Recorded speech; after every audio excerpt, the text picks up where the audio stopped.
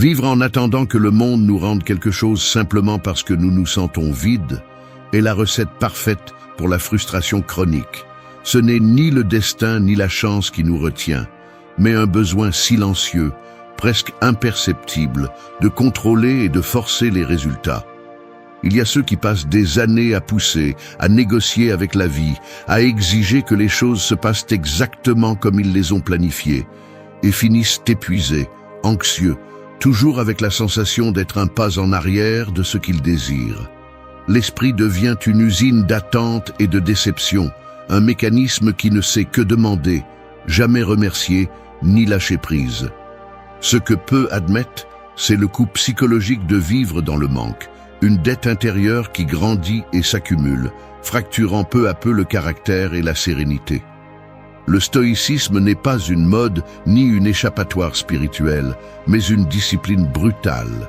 Il ne s'agit pas de se résigner, mais d'entraîner l'esprit à distinguer l'essentiel de l'accessoire, à apprendre à fonctionner depuis l'autosuffisance et à cesser de mendier des résultats. Personne ne va te sauver de ta propre anxiété. Si tu cherches un véritable pouvoir, commence par cesser de le poursuivre avec désespoir. La maîtrise de soi est la seule richesse que personne ne peut te ravir. Aujourd'hui, nous allons dévoiler 8 leçons qui non seulement défient ta façon de penser, mais qui peuvent changer en profondeur la manière dont tu expérimentes la vie. Si tu veux attirer, commence par apprendre à ne pas avoir besoin. 1. Arrête de poursuivre depuis le manque. Arrête de poursuivre comme si tu étais en faillite émotionnelle. Personne ne te doit rien. Le monde ne va pas te récompenser pour courir après ce que tu désires avec anxiété et désespoir. Ce sentiment d'urgence, ce vide qui te pousse à agir depuis le manque, ne te rapproche pas de ce que tu veux. Cela t'éloigne, te fatigue, te rend esclave de tes propres carences. Si tu continues à agir par nécessité, tu renforces seulement l'idée que tu n'es pas suffisant et qu'il te manque quelque chose d'essentiel pour être heureux, fort ou précieux. C'est une dette qui ne se paie jamais, une course qui ne finit jamais. Ici, il n'y a pas de place pour les excuses confortables, ni pour les drames internes que tu te racontes pour justifier ta quête démesurée. Chaque fois que tu te convaincs que tu as besoin de quelque chose d'extérieur pour te sentir complet, tu ne fais que renforcer ta dépendance et affaiblir ton caractère. Personne ne respecte celui qui mendie des miettes émotionnelles. Même toi-même, tu ne peux pas te respecter si tu te vois supplier la vie, les gens, le destin, de te donner ce que tu n'as pas appris à te donner. Arrête d'agir comme si tu étais fragmenté, comme si ta valeur dépendait de la confirmation du monde. Arrête de projeter tes insécurités dans le futur, croyant que quelque chose ou quelqu'un va venir te sauver de ta propre insatisfaction. Jusqu'à quand vas-tu continuer à reporter ta tranquillité en échange de cette possibilité lointaine que tes attentes se réalisent? La dure réalité est que ce que tu poursuis avec anxiété finit par t'échapper, car le monde sent ton besoin et ne répond pas au manque, il répond à la solidité. Lorsque ta vie tourne autour de ce qui te manque, tu deviens une proie facile pour le marketing, le chantage émotionnel, l'auto-tromperie et la manipulation. Le premier à te manipuler, c'est toi, te faisant croire que si tu obtiens ce résultat, cette approbation ou cet objectif, alors tu pourras respirer. C'est un mensonge. Tu veux la liberté, mais tu t'enchaînes de plus en plus chaque fois que tu poursuis depuis l'urgence. L'autosuffisance n'est pas un luxe, c'est une obligation pour quiconque aspire au respect de soi. Si tu veux vraiment transformer ta vie, tu dois entraîner le muscle de l'autosuffisance. Agis depuis l'abondance, pas depuis la rareté.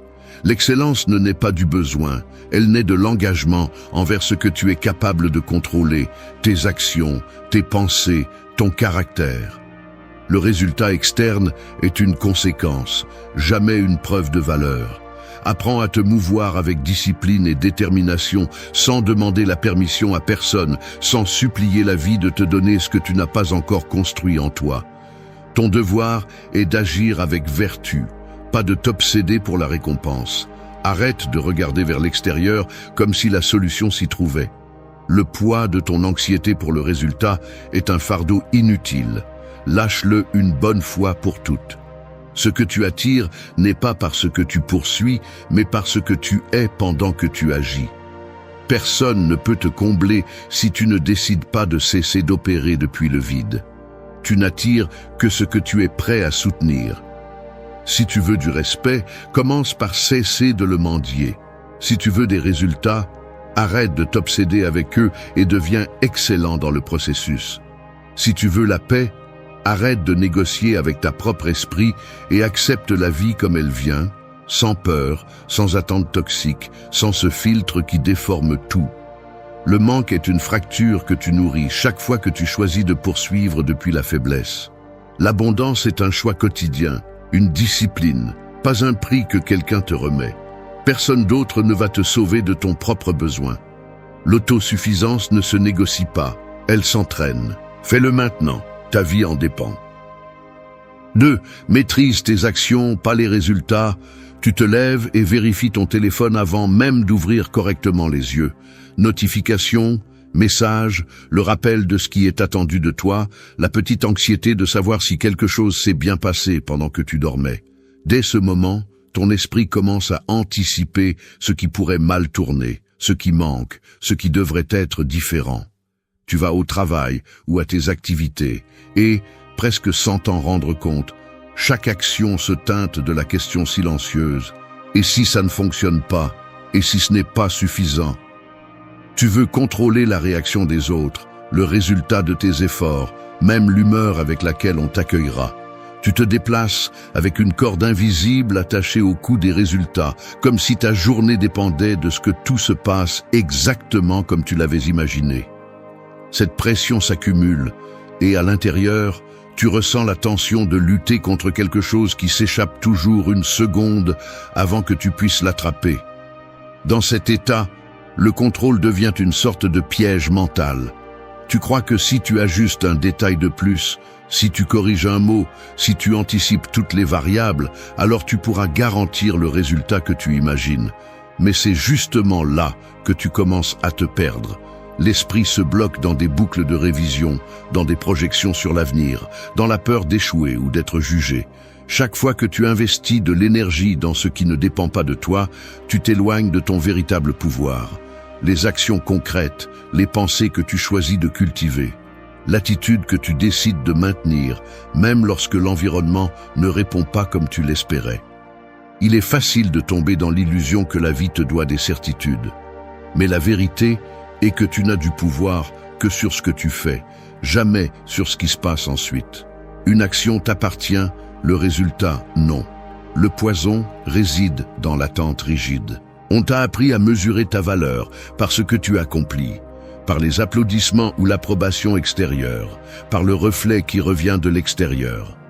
Cela installe une fracture silencieuse. Tu commences à agir non par intégrité, mais par peur du rejet ou de l'échec. L'habitude de remettre à plus tard le bien-être jusqu'à ce qu'un résultat arrive, qui n'est jamais garanti, s'installe. Dans ce jeu, l'anxiété est la monnaie et l'insatisfaction la dette qui s'accumule.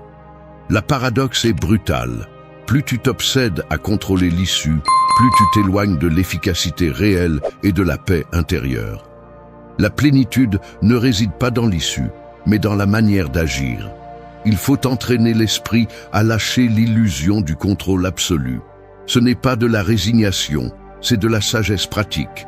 Si tu mets ton estime de soi, ta joie et ton énergie dans le résultat, tu deviens esclave de l'incontrôlable.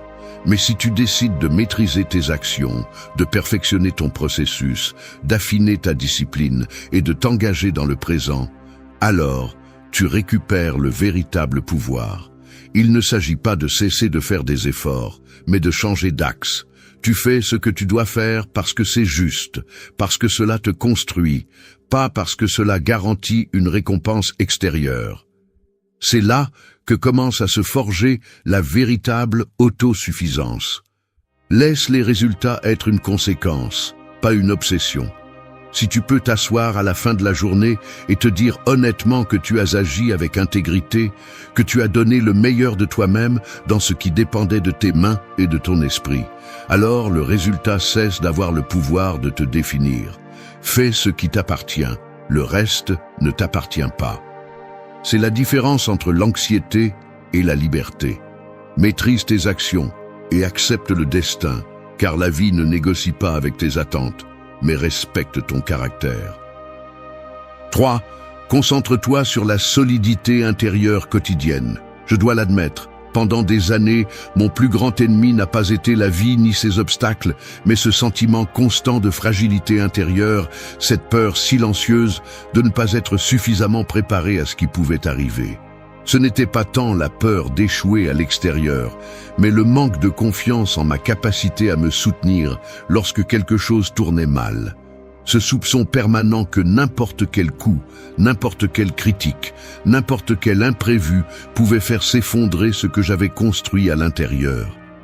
C'est inconfortable de le reconnaître, mais l'insécurité ne se manifeste pas seulement dans les grands échecs. Elle apparaît dans le quotidien, dans la façon dont tu te parles mentalement aux premières erreurs, dans la façon dont tu doutes de toi-même face à une décision difficile, dans la facilité avec laquelle tu te compares et te punis lorsque les choses ne se passent pas comme prévu. Et le pire, c'est que souvent cette fragilité se déguise en auto-exigence, en perfectionnisme, en ce désir de tout bien faire, qui est en réalité une peur de ne pas être à la hauteur.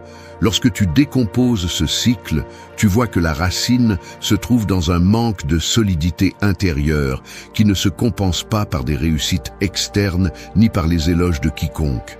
Tout commence par la formation d'une base psychologique quotidienne, ce que tu choisis de penser de toi-même, les croyances que tu nourris avec tes mots intérieurs, la façon dont tu fais face à tes petites défaites et à tes petites victoires.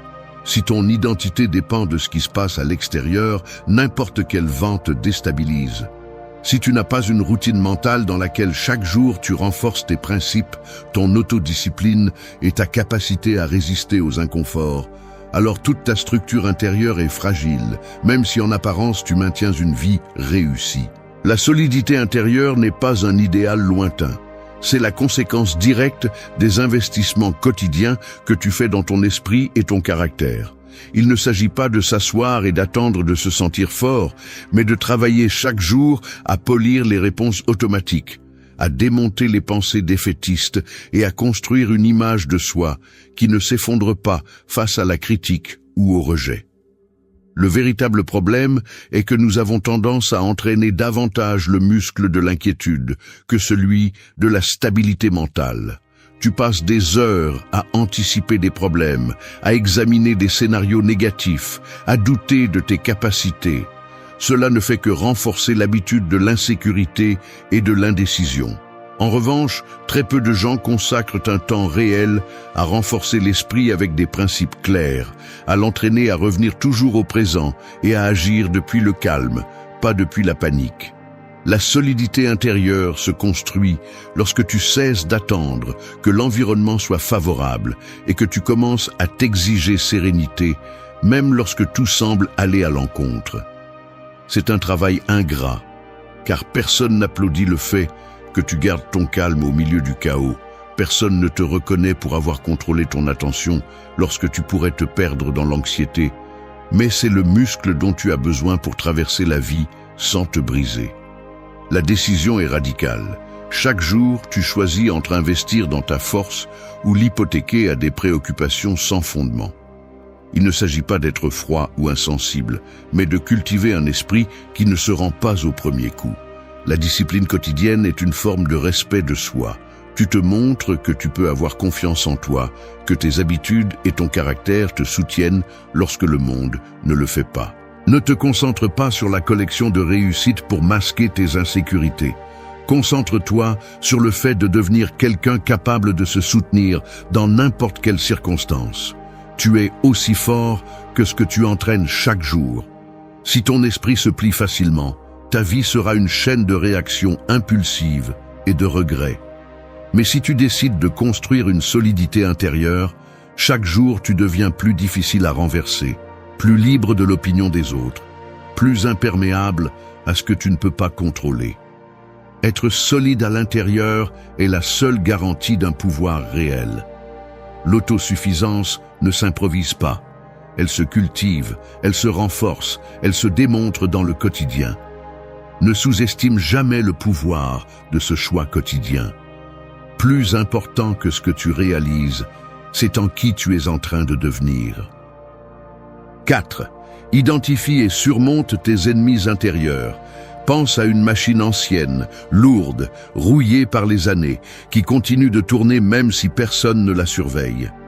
Chaque engrenage est un mécanisme mental appris. La peur qui te fait serrer les dents face à quelque chose de nouveau. L'impatience qui se reflète dans tes mains agitées sur la table. La rigidité qui transforme tout changement en un sursaut physique. L'orgueil qui se perçoit dans la tension de ta mâchoire lorsque quelqu'un te contredit. Cette machine continue de fonctionner jour et nuit et le plus brutal, c'est qu'elle opère en toi, conditionnant la façon dont tu réagis à tout ce qui se passe à l'extérieur. Ce n'est pas une présence abstraite ni un monstre invisible, c'est tangible. Cela se manifeste dans les gestes inconscients, dans la posture que tu adoptes lorsque tu es mal à l'aise, dans le soupir contenu avant de prendre une décision difficile. Le véritable piège réside dans le fait que ces ennemis intérieurs se déguisent souvent en prudence, en exigence saine, en amour-propre mal compris. Mais chaque fois que tu les laisses fonctionner en automatique, tu perds le contrôle réel sur ta vie. Il n'est pas nécessaire de chercher des ennemis à l'extérieur quand tu vis avec eux chaque jour à l'intérieur. La peur, par exemple, ne crie pas toujours. Parfois, elle s'installe dans le regard baissé lorsque tu dois défendre ton point de vue, dans ce frisson bref qui parcourt ton dos avant de te confronter à l'inconnu. L'impatience est plus subtile. Elle se manifeste dans les doigts qui tambourinent sur le bureau, dans la respiration rapide en attendant une réponse, dans la façon dont ton corps devance les événements, cherchant un soulagement immédiat qui n'arrive presque jamais. La rigidité ne se manifeste pas, elle t'enferme simplement dans tes propres habitudes, transforme chaque petite surprise en une menace, durcit tes traits et te prive de la flexibilité nécessaire pour t'adapter lorsque l'environnement change. L'orgueil, le plus silencieux de tous, se trahit par la difficulté que tu as à demander de l'aide, par l'inconfort qui apparaît lorsque tu reçois une critique, par cette posture forcée de « je peux le faire seul » qui t'isole et te fragilise. Identifier ses ennemis n'est pas un exercice d'auto-analyse interminable, c'est un acte d'honnêteté brutale. Il suffit d'observer tes réactions physiques, ce nœud dans l'estomac lorsque tu crains d'échouer, la mâchoire serrée lorsque tu veux avoir raison à tout prix, la respiration saccadée lorsque ton anxiété te pousse à accélérer sans raison. Ne les rationalise pas, observe-les. Si tu as le courage de regarder ces mécanismes en face, tu cesses d'être une victime et tu deviens responsable. Personne ne peut vaincre ce qu'il n'ose pas nommer. C'est ici que l'autosuffisance commence à prendre une forme réelle. Lorsque tu reconnais que tes obstacles les plus sérieux ne se trouvent pas dans la rue ni dans l'agenda des autres, mais dans les automatismes internes que tu choisis de ne pas remettre en question. La prochaine étape est de rompre le cycle. Il ne suffit pas de prendre conscience, il faut interrompre le mécanisme, même si cela coûte. La peur doit être poussée à l'action. Si tu sens le tremblement dans tes mains avant de parler, parle quand même si ta voix tremble. L'impatience se surmonte en entraînant l'attente. Respire profondément. Résiste à l'impulsion d'exiger des résultats immédiats. Apprends à tolérer le vide entre ce que tu fais et ce que tu reçois. La rigidité se combat par de petits actes de flexibilité.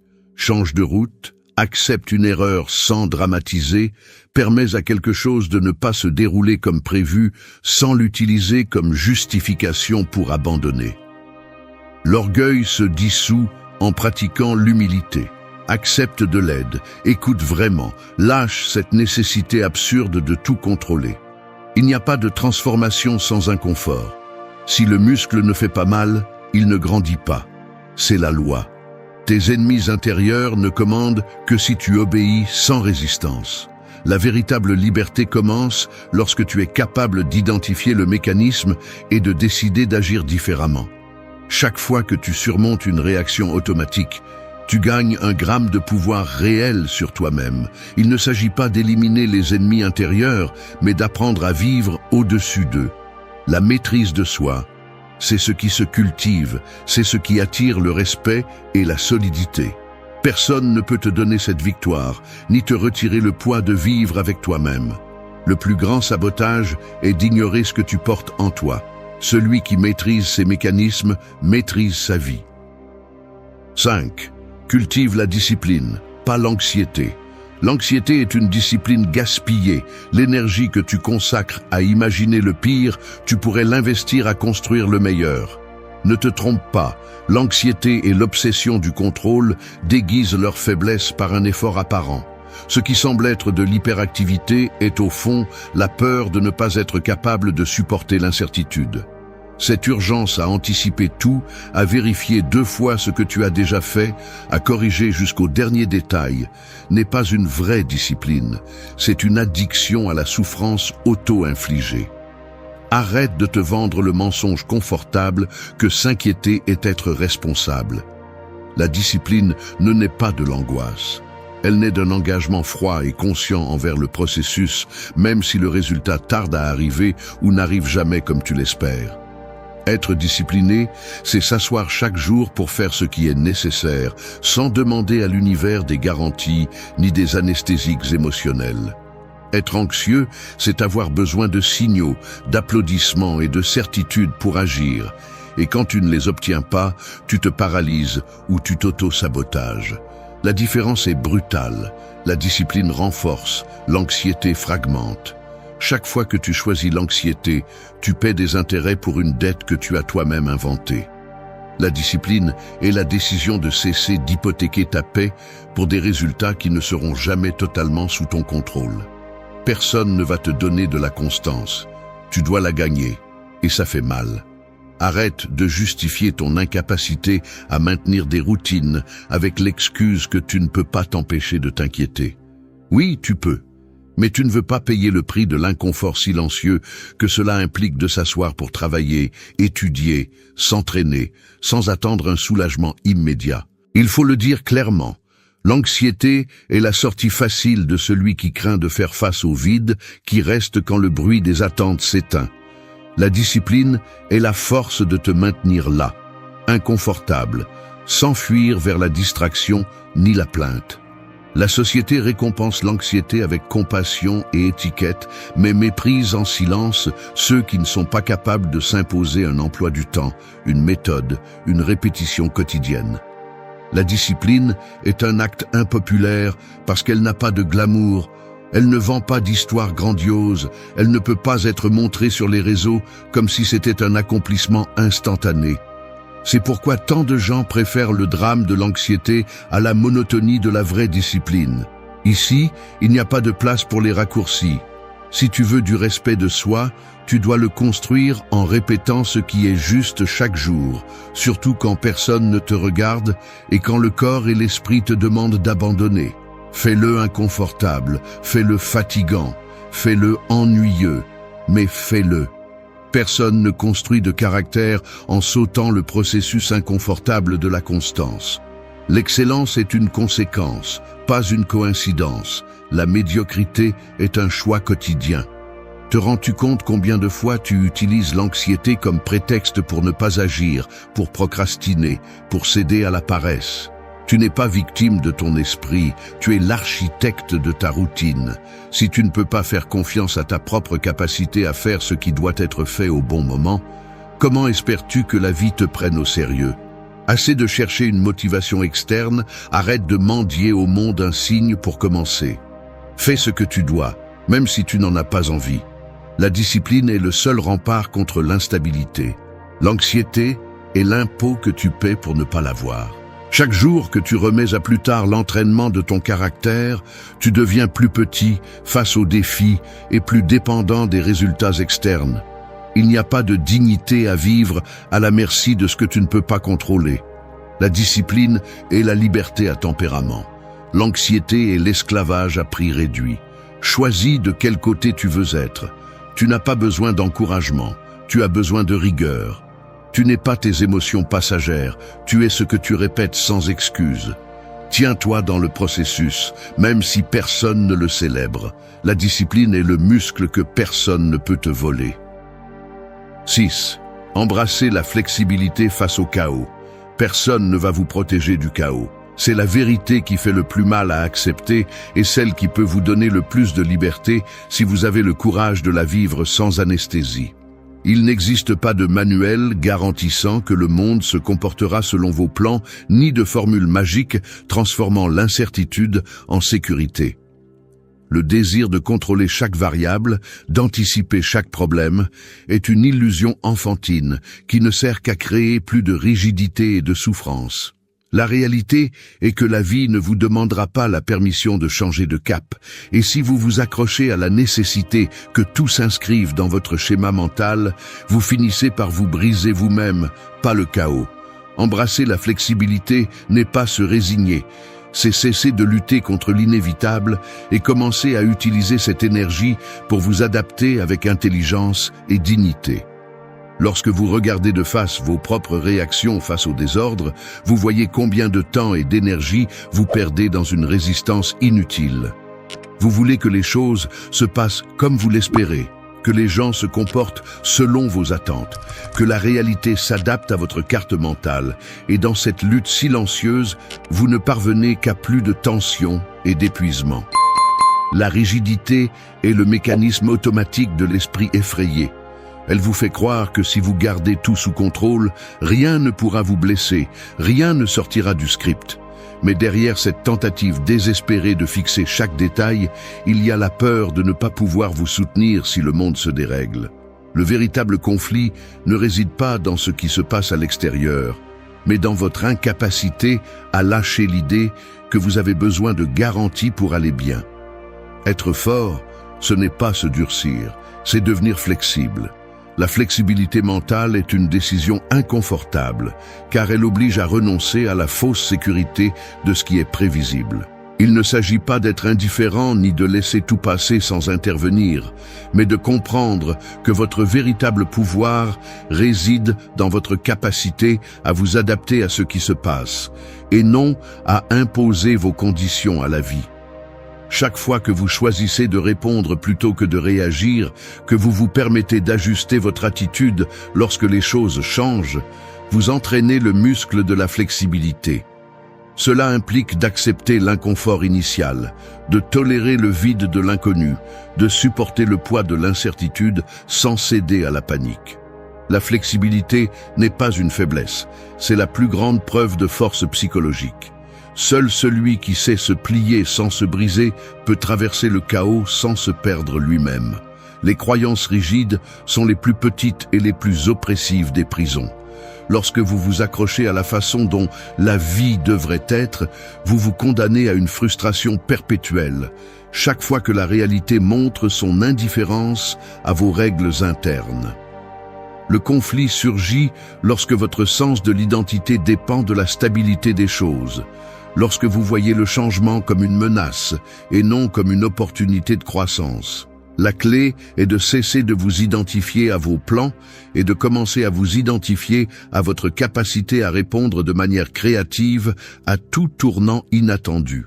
Celui qui ne sait agir que dans des conditions idéales ne construira jamais de véritable force. La flexibilité s'entraîne chaque jour, dans les petits détails. Lorsque vous acceptez qu'un contretemps ne définit pas votre valeur, lorsque vous modifiez votre approche sans perdre votre intégrité, lorsque vous lâchez le contrôle sur ce que vous ne pouvez pas changer et utilisez cette énergie pour améliorer ce qui dépend de vous.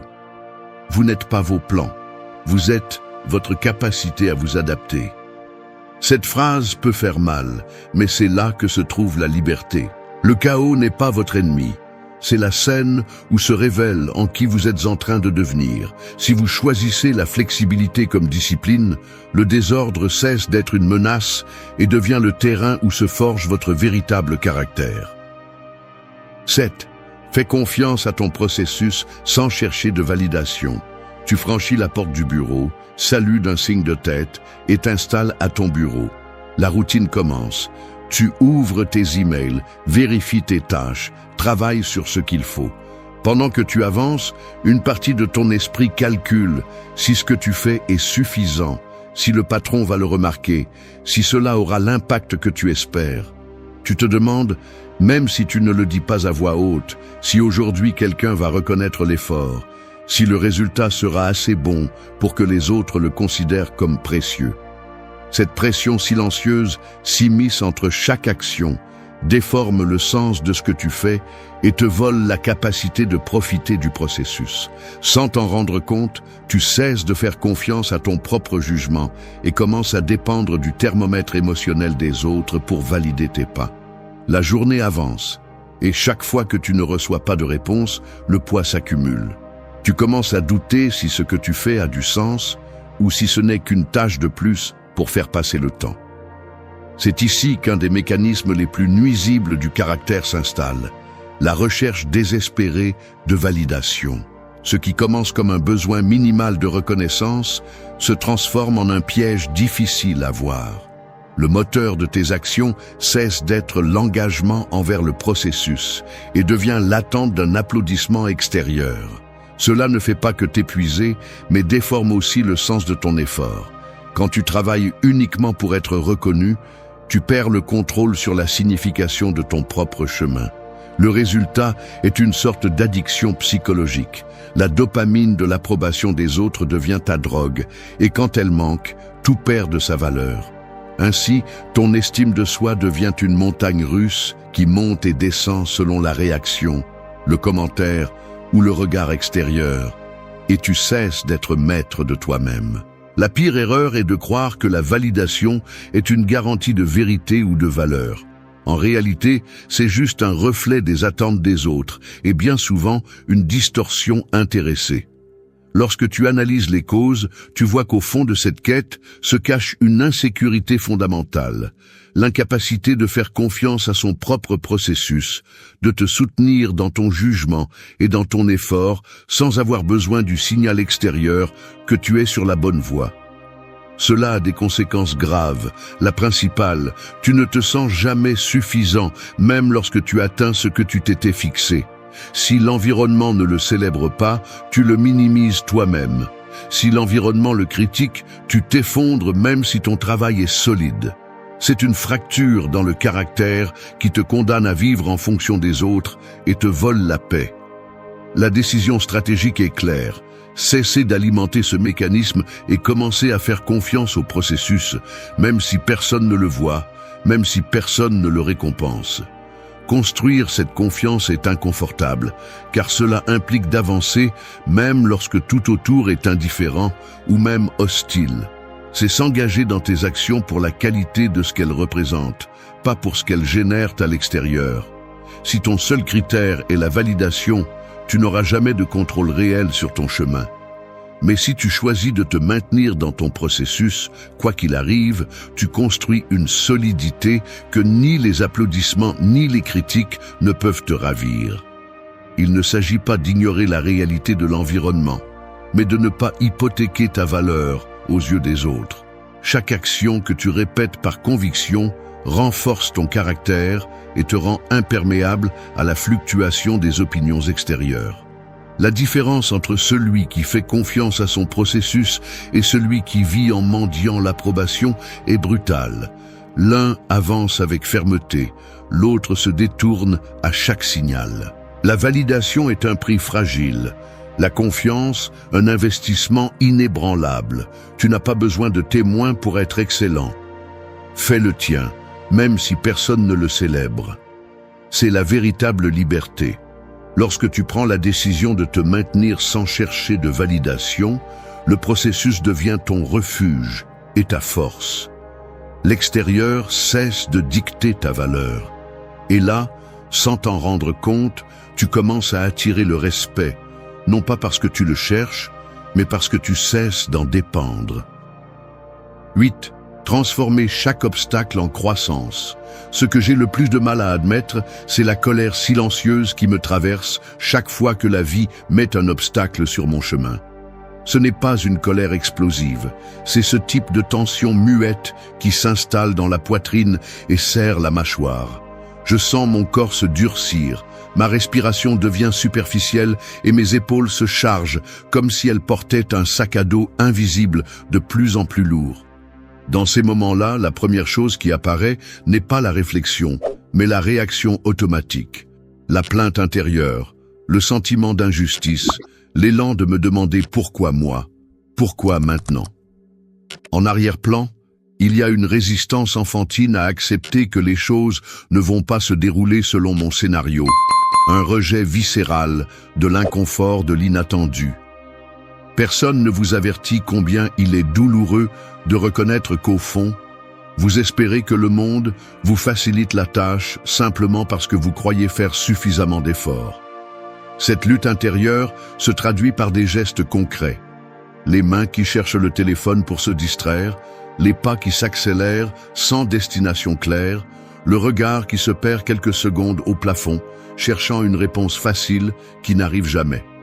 Ces obstacles quotidiens, une erreur au travail, une nouvelle qui vous déstabilise, une conversation difficile que vous ne pouvez pas éviter, se ressentent comme de petits coups qui s'accumulent et érodent la motivation. Le corps réagit avant l'esprit. L'estomac se noue, le dos se tend. La voix devient plus rauque même si vous essayez de le dissimuler. Tout en vous tente d'éviter l'impact, comme si l'inconfort était un ennemi et non une opportunité déguisée. Mais si vous prenez le temps de regarder de près, vous réalisez que chaque obstacle est une sorte de miroir brutal. Il vous montre sans filtre la taille réelle de votre patience, la flexibilité de votre esprit, la qualité de votre caractère quand personne ne vous applaudit ni ne vous console. La plupart fuient ce reflet. Ils préfèrent insister sur la fantaisie que la vie devrait être linéaire et prévisible, que la croissance est un processus sans secousse. Mais le caractère ne se forge que dans la friction avec ce que vous ne voudriez pas affronter. C'est le secret inconfortable. Ce qui vous dérange le plus est exactement ce qui peut le plus vous transformer si vous avez le courage de l'affronter de front. L'obstacle est le filtre qui sépare celui qui souhaite simplement s'améliorer de celui qui est réellement prêt à payer le prix de la croissance. Il n'existe pas de véritable force chez celui qui ne sait avancer que lorsque le chemin est dégagé. Le muscle du caractère se construit en portant le poids de ce qui dérange, en maintenant un regard ferme lorsque le corps demande à s'échapper. Chaque fois que vous faites face à une difficulté sans victimisation ni excuse, vous gagnez un gramme de pouvoir sur vous-même. Chaque obstacle est un investissement dans votre force. C'est la ligne qui marque la différence entre celui qui mûrit et celui qui stagne. La prochaine fois que le monde vous fermera une porte au visage ou que le résultat contredira vos plans, observez votre réaction avec une précision presque chirurgicale. Notez l'élan de fuir, le désir de blâmer, le besoin de chercher un soulagement immédiat. Et là, dans cet espace inconfortable, décidez d'agir différemment. Faites un pas en arrière et demandez-vous ce que vous pouvez apprendre. Quelle partie de votre caractère est mise à l'épreuve? Quelles compétences vous pouvez entraîner à cet instant même? Si vous parvenez à rester à cet endroit, sans dramatiser, sans chercher des coupables, vous transformez la douleur en force, la frustration en discipline, l'incertitude en créativité. L'obstacle cesse d'être un ennemi et devient votre meilleur entraîneur. Ce qui vous dérange aujourd'hui sera demain votre avantage. Il suffit d'avoir le courage d'utiliser chaque coup comme matériau de construction, non comme excuse pour vous briser. C'est ainsi qu'on grandit, en acceptant le défi, sans demander de miséricorde. Merci d'être resté jusqu'à la fin de la vidéo. Si vous avez tout vu, commentez « Je suis stoïcien » comme notre signe secret, indiquant que vous êtes un véritable apprenant du stoïcisme. N'oubliez pas de vous abonner et de liker la vidéo si elle vous a plu. Rendez-vous dans la prochaine vidéo et rappelez-vous, continuez à cultiver votre esprit stoïque.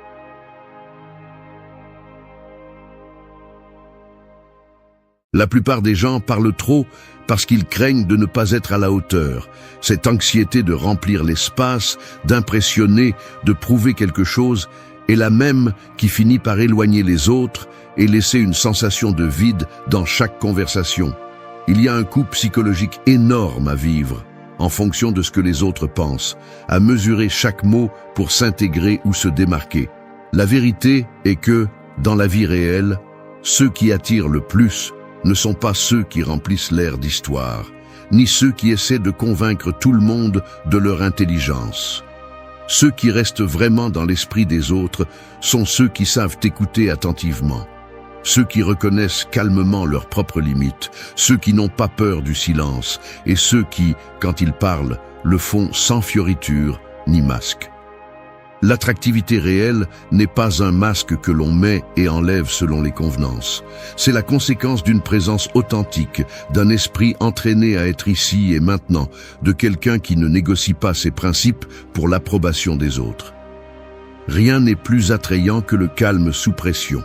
Et ce calme s'entraîne. Aujourd'hui, nous allons déconstruire les fausses idées sur la façon de se connecter et d'être écouté. Il ne s'agit pas de parler plus fort, mais de parler avec moins de poids, de filtrer l'inutile, jusqu'à ce qu'il ne reste que l'essentiel. 8 leçons stoïques pour que tu cesses de chercher à être intéressant et commences à être quelqu'un d'impossible à ignorer. 1. Écoute sans chercher à impressionner. La plupart des gens n'écoutent pas. Ils attendent simplement leur tour pour parler. C'est une vérité inconfortable que presque personne n'ose reconnaître. Ils n'écoutent pas parce qu'ils sont trop occupés à fabriquer une version améliorée d'eux-mêmes dans leur tête, un masque poli qu'ils veulent montrer au monde. Ils veulent impressionner, se démarquer, être reconnus comme les plus intéressants, les plus intelligents, les plus éloquents.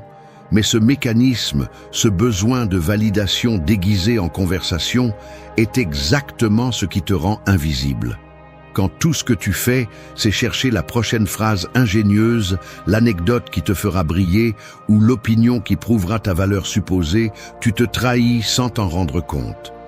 L'attraction réelle ne naît pas de l'exhibition, mais du vide que tu laisses, de l'espace que tu ouvres pour l'autre. Écouter sans le filtre de l'ego est un acte de rébellion contre un monde obsédé par les apparences. Il n'y a rien de plus évident et de moins admis que le fait que celui qui parle pour impressionner devient du bruit de fond. Les gens le ressentent. Ils détectent l'anxiété d'approbation, l'impatience de celui qui ne supporte pas le silence, le tremblement intérieur de celui qui a besoin de prouver quelque chose.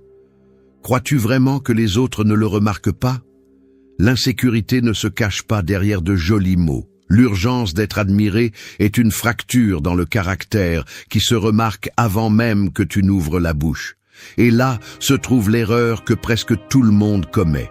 Ils confondent présence et protagonisme, pensant que pour être mémorisés, ils doivent remplir l'air de mots.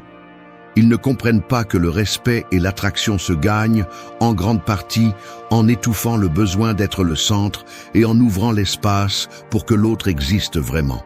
Tu n'es pas attirant pour ce que tu dis, mais pour la façon dont tu écoutes. Écouter, vraiment, sans le vice de chercher ton moment de gloire, est inconfortable au début.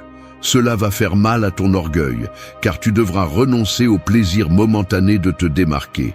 Mais c'est là que commence le véritable entraînement. C'est un muscle que la plupart des gens ne développent jamais, la capacité de maintenir l'attention sur l'autre sans la fragmenter par des pensées sur soi-même. Quand tu réussis cela, les gens le ressentent instantanément. Ils perçoivent une rareté qui les désarme, quelqu'un qui ne compète pas pour l'attention, mais qui l'offre comme un cadeau. Et à ce moment-là, tu cesses d'être un parmi tant d'autres. Tu deviens quelqu'un de mémorable justement parce que tu n'essaies pas de l'être. La paradoxe est brutale. Moins tu essaies d'impressionner, plus tu génères d'impact. Chaque fois que tu te surprends à anticiper ta réponse pendant que l'autre parle, arrête-toi. Observe cette anxiété. Prends conscience du mécanisme mental qui te pousse à te mettre au-dessus. Parce que ce n'est pas de la confiance, c'est une dette émotionnelle que tu traînes depuis des années. Le besoin de prouver que tu en vaux la peine parce qu'au fond, tu n'y crois pas tout à fait. Tu dois briser ce cycle. Écouter sans chercher à impressionner est une déclaration de pouvoir. Tu n'as pas besoin de fioritures. Tu n'as pas à gagner chaque conversation. Ton silence peut être plus fort que n'importe quel argument. Si tu pratiques cette discipline, tu vas faire face au vide de ne pas être le protagoniste. Et, dans ce vide, tu vas découvrir que le respect authentique se construit lorsque tu renonces à l'acte et choisis la présence réelle. Ne te trompe plus, tant que tu cherches à impressionner, ton influence sera superficielle et ta connexion limitée. Écoute vraiment ou continue d'être irrélevant. C'est la décision. Posez des questions par curiosité réelle. Vous assistez à une réunion, peut-être de travail, peut-être sociale, et vous vous retrouvez entouré de gens qui échangent des phrases, des commentaires, des opinions rapides. Vous voyez quelqu'un raconter une histoire et les autres acquiescent poliment ou lancent leurs propres anecdotes sur le sujet, presque comme s'ils étaient en compétition pour voir qui a le récit le plus captivant.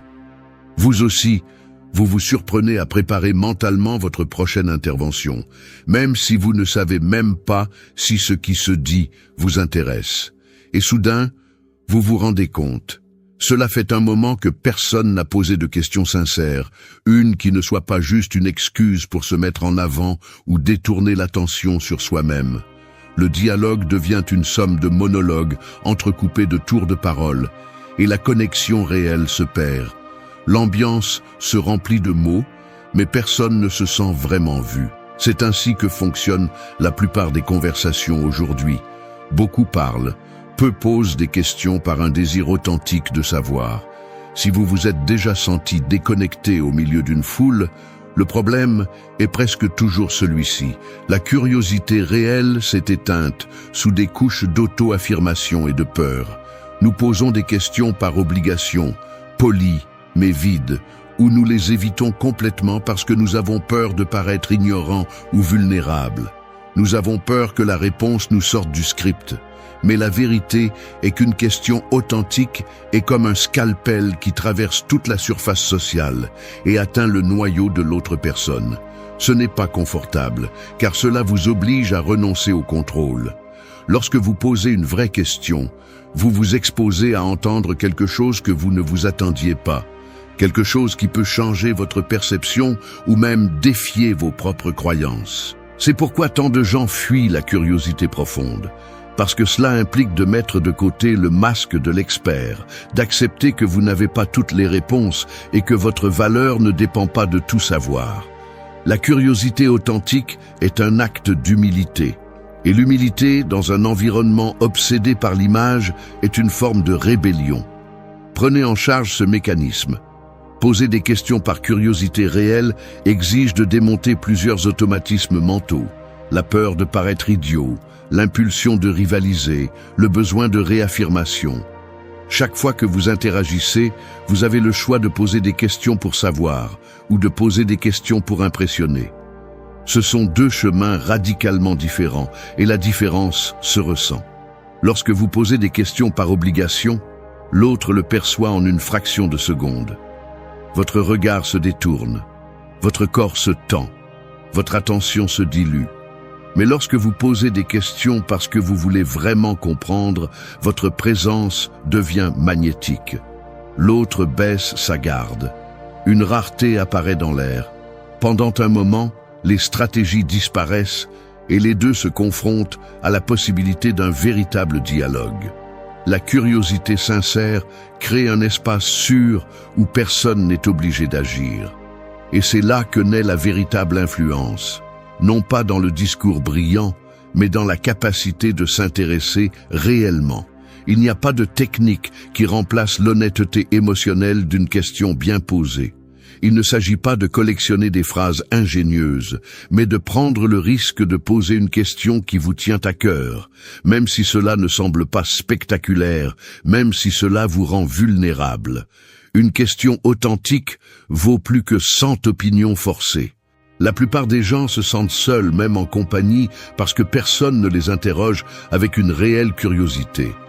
Tout le monde attend que le sujet change ou que son histoire se termine rapidement. Brisez cette dynamique. Cessez de craindre le silence qui suit une question profonde. Supportez le poids de l'attente, l'inconfort de ne pas avoir le contrôle, et permettez à l'autre d'exister au-delà de vos attentes. La curiosité sincère est une porte ouverte au respect. Il est facile de parler, ce qui est difficile, c'est de s'intéresser réellement. Mais si vous y parvenez, je vous garantis que vous cesserez d'être invisible et commencerez à tisser des connexions inoubliables. Au final, les gens se souviennent surtout de ceux qui ont su poser des questions. 3. Reconnaître avec humilité ce que tu ignores. Je vais le dire sans détour. Admettre que tu ne sais pas quelque chose fait plus mal qu'il n'y paraît. Il y a une résistance presque physique, une fierté qui se rebelle intérieurement chaque fois qu'une question te laisse sans réponse. Je l'ai ressenti de nombreuses fois, ce réflexe presque automatique d'improviser, de lancer une phrase générique ou de chercher à détourner l'attention pour éviter le vide inconfortable de l'ignorance. C'est humiliant, surtout si tu as construit ton image autour du contrôle, de la compétence, de l'apparence de sécurité. Reconnaître ce que tu ignores ressemble à lâcher le gouvernail et à t'exposer au jugement des autres, même si au fond de toi, tu sais que faire semblant n'aggrave que ta dette envers toi-même. Personne ne t'entraîne à supporter cet écart entre ce que tu parais et ce que tu sais réellement. Nous grandissons dans un environnement où admettre une lacune semble une confession de faiblesse. Mais c'est justement là que commence la véritable différence entre une présence gonflée et une qui laisse une empreinte. Si tu l'analyses froidement, la racine du problème réside dans le mécanisme mental qui associe le savoir à la valeur personnelle. Chaque conversation devient une sorte d'examen invisible. Sais-tu assez? Peux-tu apporter quelque chose de brillant? Vas-tu te retrouver à découvert? Et cette peur de rester sur le banc de touche alimente la tendance à donner son avis par inertie ou à déguiser l'ignorance avec des phrases vides. Cependant, plus tu t'efforces de cacher ce que tu ne sais pas, plus tu deviens fragile. C'est un investissement émotionnel qui ne rapporte que des intérêts négatifs. Être piégé dans le besoin d'avoir toujours une réponse est comme porter un poids inutile. Cela te rend moins agile, te fait paraître moins fiable et pire encore, t'éloigne des autres. L'honnêteté, en revanche, libère. Dire « je ne sais pas » n'est pas un renoncement à sa propre valeur, mais une déclaration d'humilité consciente. Reconnaître ton ignorance te rend plus crédible, pas moins. La conséquence pratique de nier ce que tu ignores est que tu stagnes. Celui qui ne se permet pas d'admettre un vide ne le remplit jamais. Celui qui s'accroche à l'apparence d'expert ne fait qu'approfondir la fracture interne entre ce qu'il désire être et ce qu'il est réellement. De plus, les autres perçoivent cette rigidité instantanément. Personne ne fait entièrement confiance à celui qui ne doute jamais, à celui qui n'admet jamais ne pas avoir la réponse parfaite. La sécurité artificielle est facile à détecter. Elle se remarque dans la hâte de donner son avis, dans l'évasion face à une question difficile, dans le nervosité qui apparaît à peine la possibilité d'être exposé. En revanche, lorsque tu es capable de soutenir le regard et de dire sans bouclier « je ne sais pas », tu montres une force qui ne dépend pas de fioritures. Tu deviens plus humain, plus accessible et paradoxalement plus respecté. Seul celui qui accepte ses limites peut les dépasser. La décision, alors, est stratégique.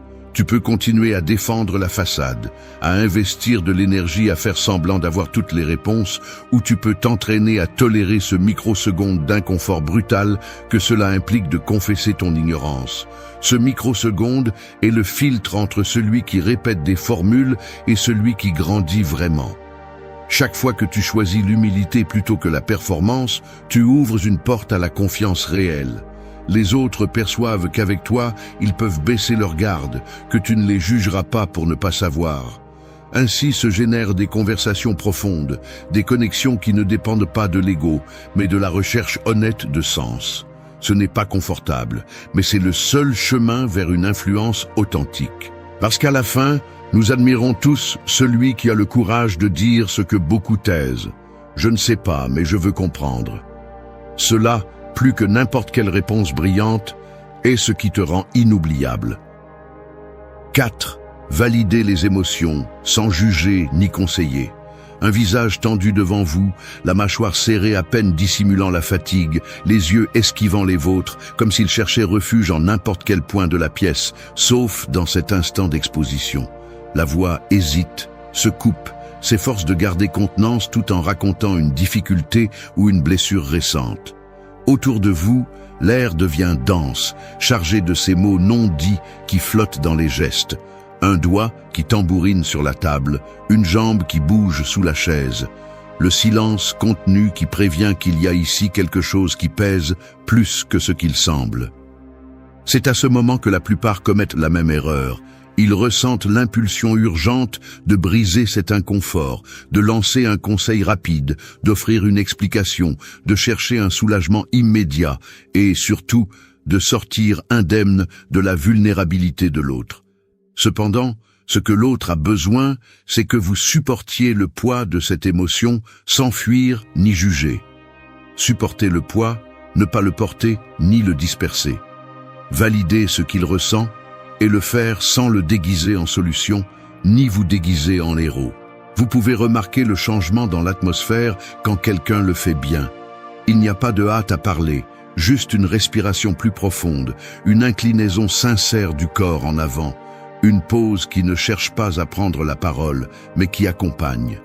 Les épaules de l'autre se détendent, les muscles du visage s'adoucissent, le regard retrouve un peu de vie. Ce qui est sensoriel ici n'est pas seulement le son des mots, mais l'énergie qu'ils laissent dans l'air, l'absence de jugement, l'acceptation nue de ce qui se passe.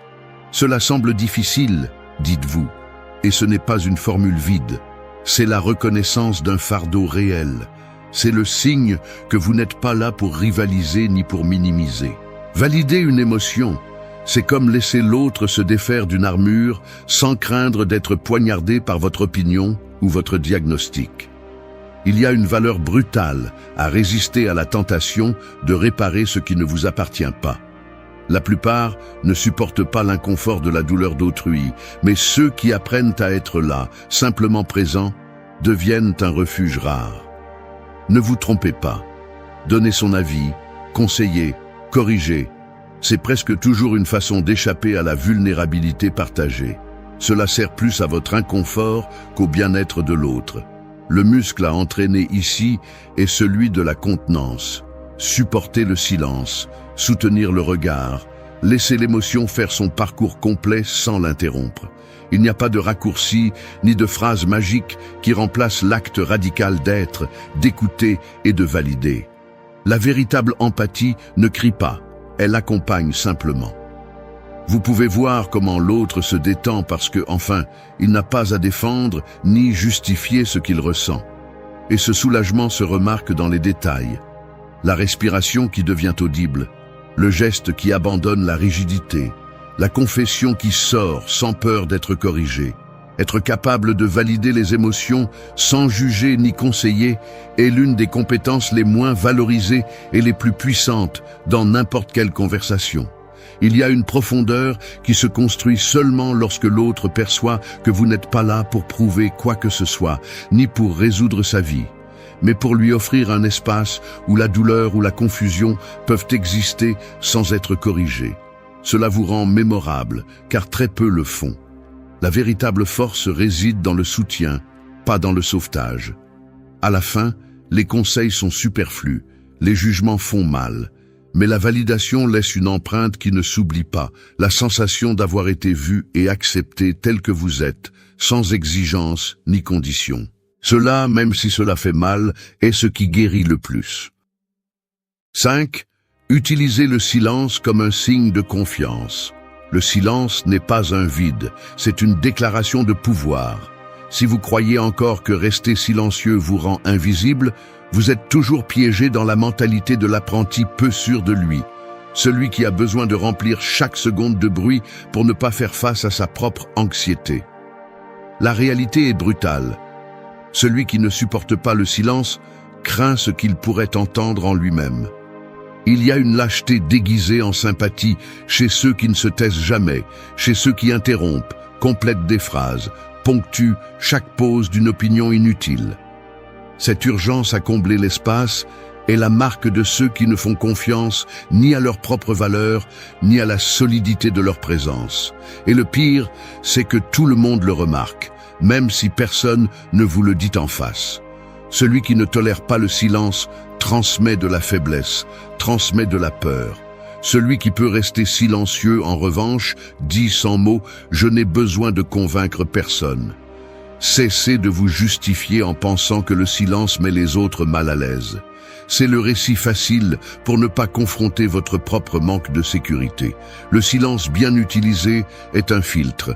Il sépare ceux qui recherchent une connexion réelle de ceux qui veulent juste se distraire. Lorsque vous êtes capable de laisser une pause se maintenir, sans courir pour la remplir de phrases vides, vous montrez à l'autre qu'il n'y a pas d'urgence ici, que vous pouvez supporter l'inconfort, que vous avez le tempérament de celui qui n'a pas besoin d'artifice. C'est là, juste dans cet espace, que le respect émerge.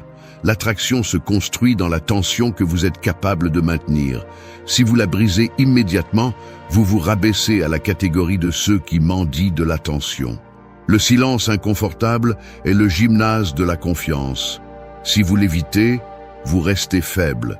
Si vous l'entraînez, vous devenez inébranlable. Ne vous trompez pas. La plupart des gens parlent pour masquer leurs insécurités, mais l'influence authentique ne se crie pas. Elle s'impose dans le poids de votre présence et dans votre capacité à supporter le vide sans perdre votre calme. Être à l'aise dans le silence est le véritable test de l'estime de soi. Si chaque pause vous désespère, si votre esprit cherche désespérément la prochaine phrase qui vous sauvera de l'immobilité, c'est parce que vous avez encore une dette envers vous-même. Je vous le répète, celui qui maîtrise le silence n'a pas besoin de conquérir, il est déjà en contrôle. Laissez l'autre ressentir votre pause. Laissez le sens de vos mots reposer. Que ce que vous avez dit ait de l'espace pour s'installer. La superficialité a besoin de vitesse. La profondeur nécessite une pause. Si vous voulez que vos mots aient du poids, ne les entassez pas. Laissez le silence faire son travail. C'est à ce point que beaucoup échouent. Ils confondent dynamisme et valeur, pensent que la qualité de la conversation se mesure à la quantité de phrases par minute. Erreur de novice. Celui qui comprend le pouvoir du silence sait qu'en gardant une pause après une question importante, il permet à l'autre de réfléchir, de baisser sa garde, de révéler quelque chose de sincère. Celui qui ne supporte pas ce moment critique perd tout.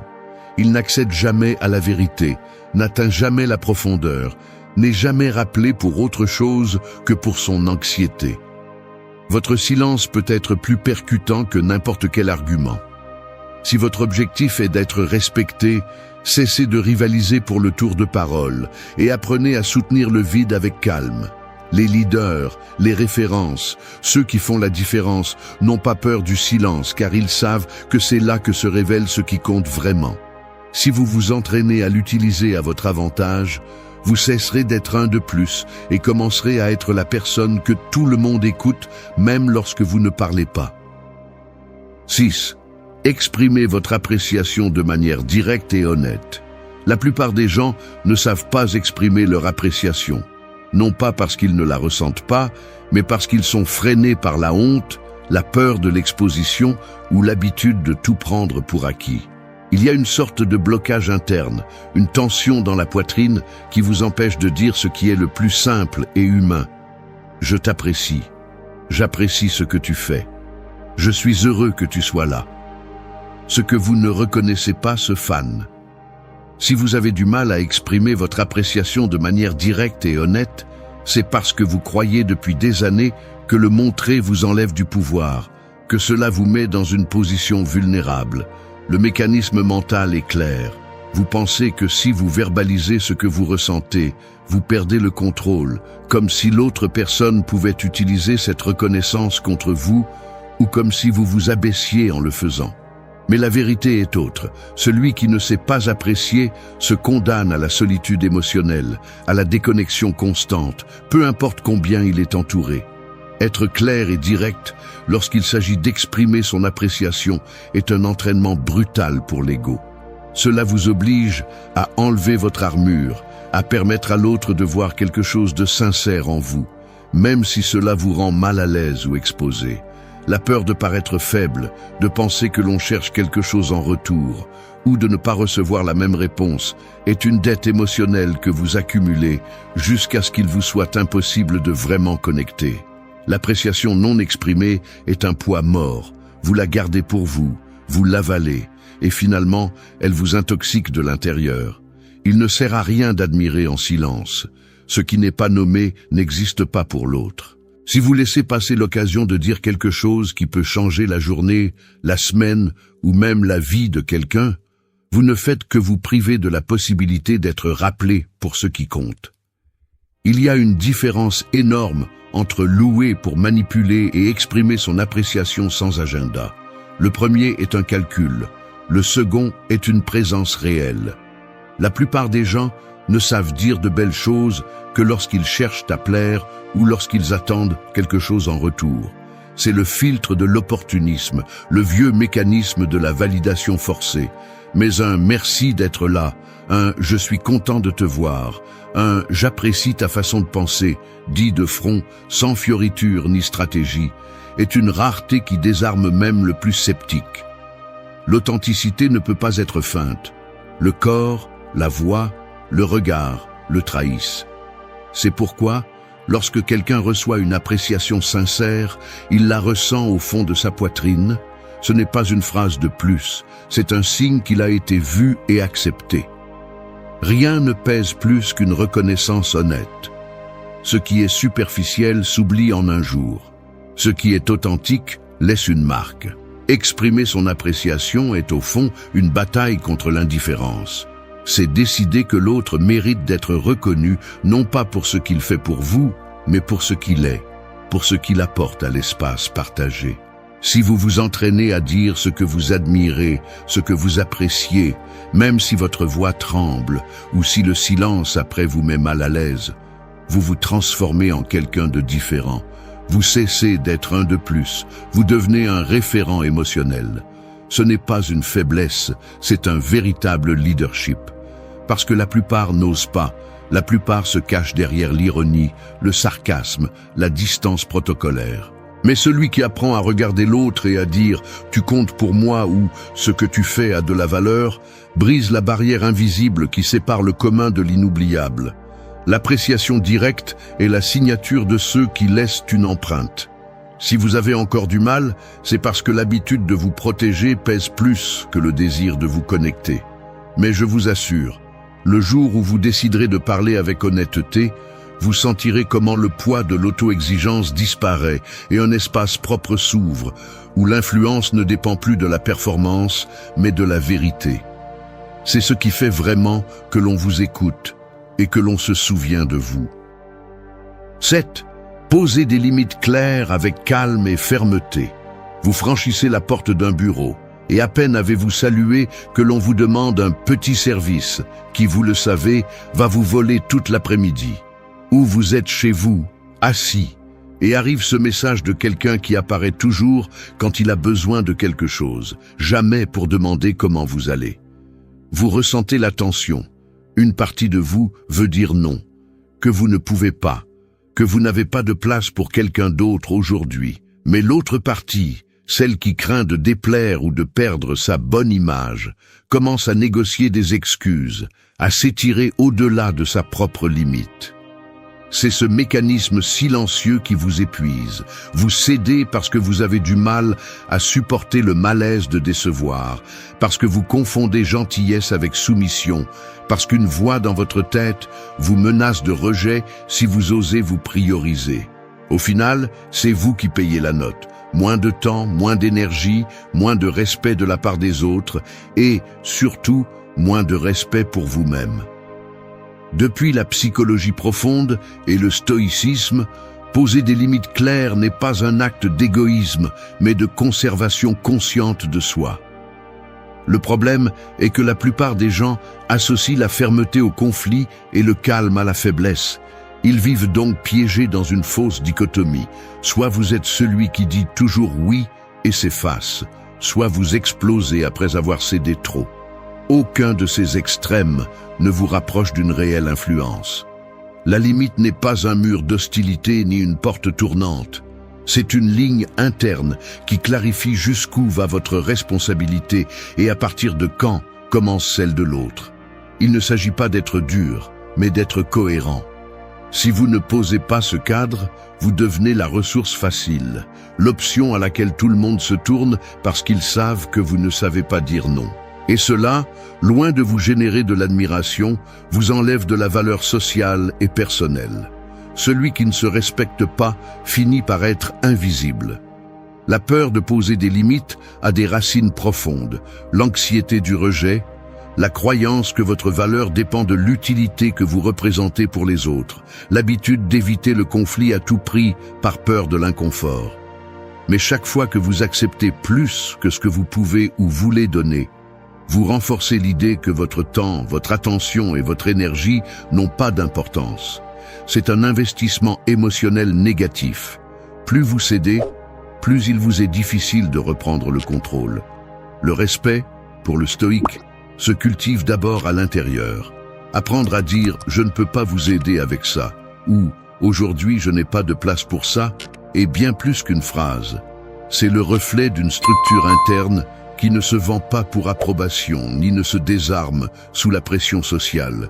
Le calme, dans ce contexte, ne signifie pas résignation ni passivité, mais la solidité de celui qui sait ce qu'il est prêt à tolérer.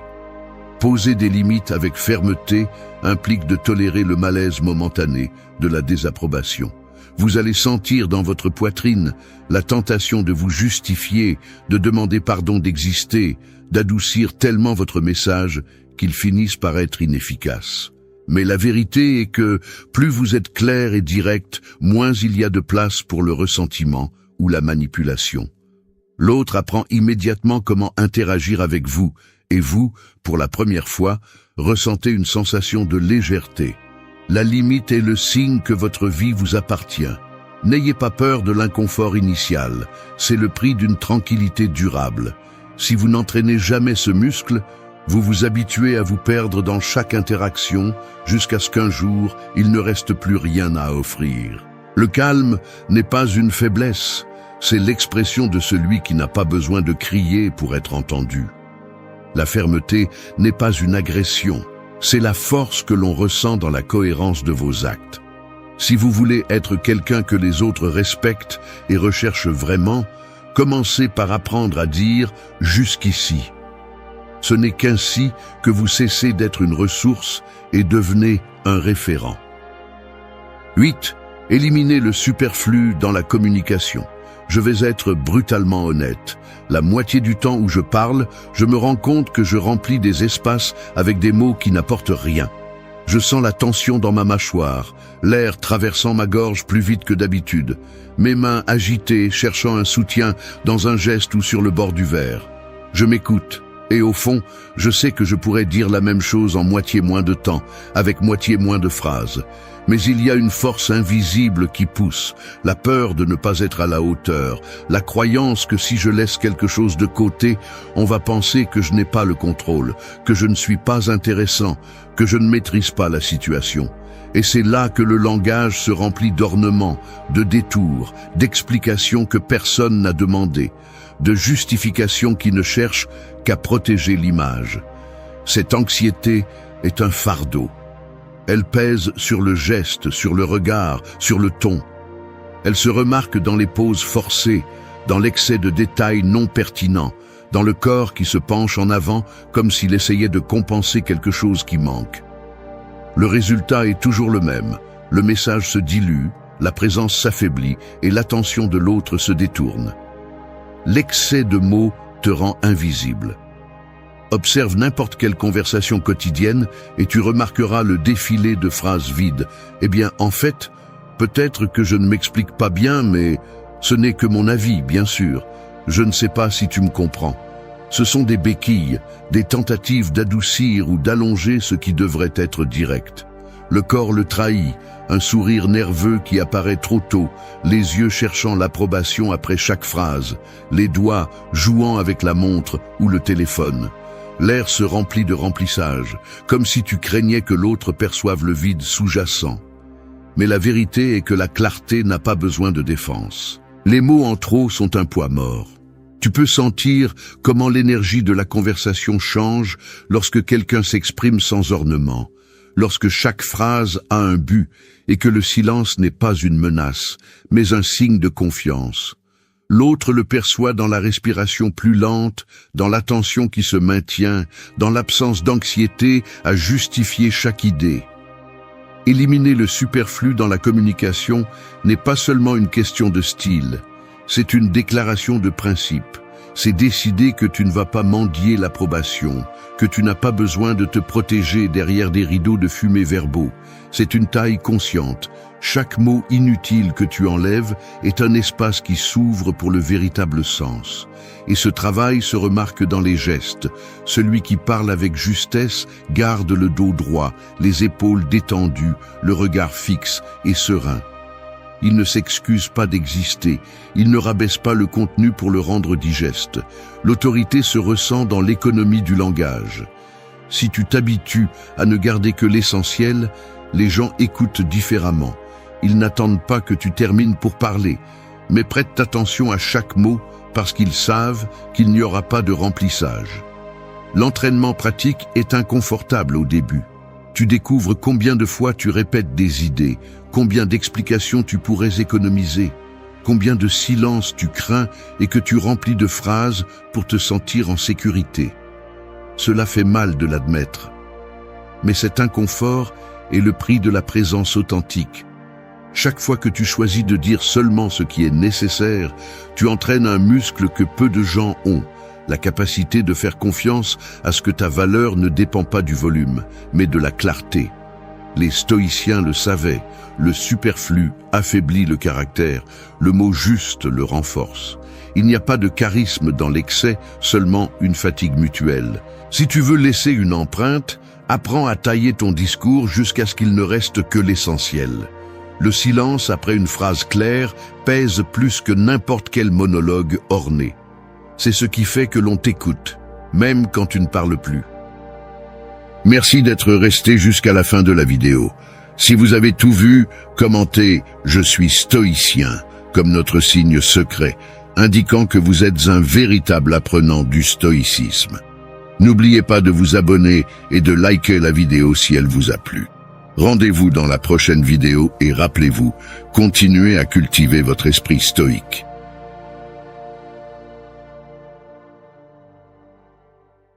Ce n'est pas un hasard si la première voix que tu entends chaque matin est la tienne.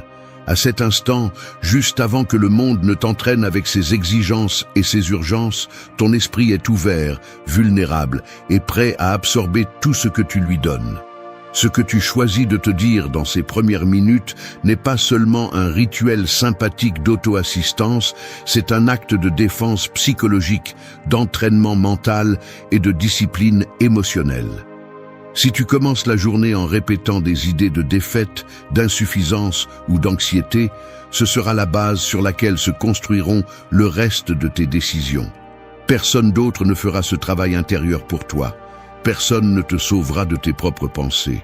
La réalité est claire. Ce que tu te dis le matin peut être le poids qui te tire vers le bas ou l'élan qui te soulève. Les stoïciens le savaient, et c'est pourquoi ils entraînaient leur esprit comme on entraîne un muscle. Avec intention, avec rigueur, sans concession à la paresse mentale. Tu ne peux pas contrôler tout ce qui se passe, mais tu peux contrôler ta réponse. Cette phrase n'est pas seulement une sagesse des livres anciens, c'est un mécanisme de survie mentale. Aujourd'hui, je vais te montrer 5 affirmations, dures et directes, qui peuvent changer la façon dont tu filtres la vie. Nous ne sommes pas ici pour adoucir la réalité, ni pour nier le choc des difficultés, mais pour apprendre à répondre avec force, avec présence et sans auto-illusion. Ne sous-estime pas le pouvoir de ta première pensée. C'est là que commence la véritable transformation. 1. Choisis ta première pensée du jour. La plupart des gens commencent la journée en mode automatique, laissant leur esprit être dicté par la première pensée qui apparaît, comme s'ils n'avaient pas d'autre choix. C'est la dure vérité. Chaque matin, Tu te lèves et tu laisses ta première pensée être dictée par la fatigue, par une préoccupation, par une dette émotionnelle que tu ne reconnais même pas. Ainsi, tu as déjà perdu le premier round de la journée avant même de te laver le visage. C'est le mécanisme qui te maintient attaché à de vieilles versions de toi-même. Car si tu ne choisis pas ta première pensée, d'autres le feront pour toi. Tes peurs, tes vieilles habitudes, tes insécurités, l'opinion de quelqu'un qui ne te respecte même pas. Ce n'est pas un détail mineur, c'est là que commence la fracture de ton caractère ou sa reconstruction. Et si tu décides de continuer avec l'excuse de « c'est comme ça que je suis » ou « c'est comme ça que je me suis réveillé toute ma vie », alors assume que ta vie restera la même, car il n'y a pas de changement réel sans un confort initial. Arrête d'attendre que la motivation apparaisse toute seule. Personne ne se réveille motivé tous les jours, mais tu peux te réveiller avec détermination.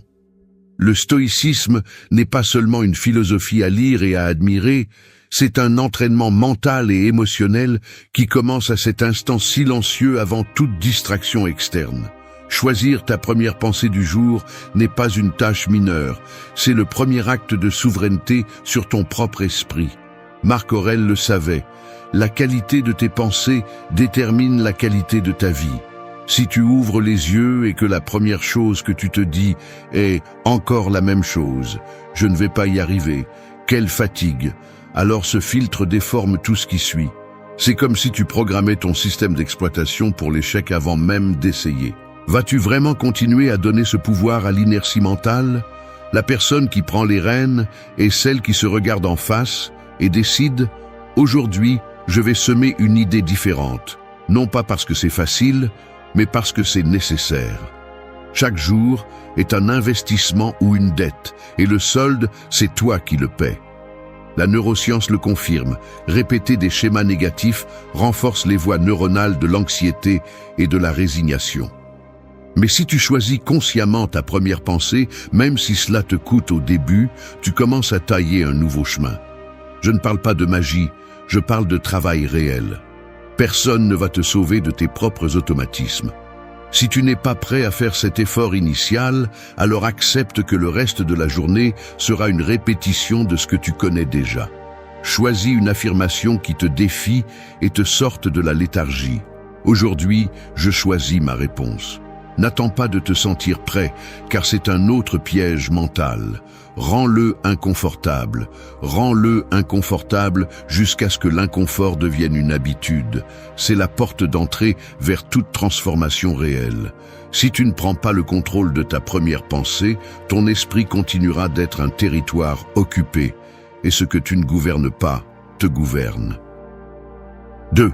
Ta réponse définit ton cap quotidien.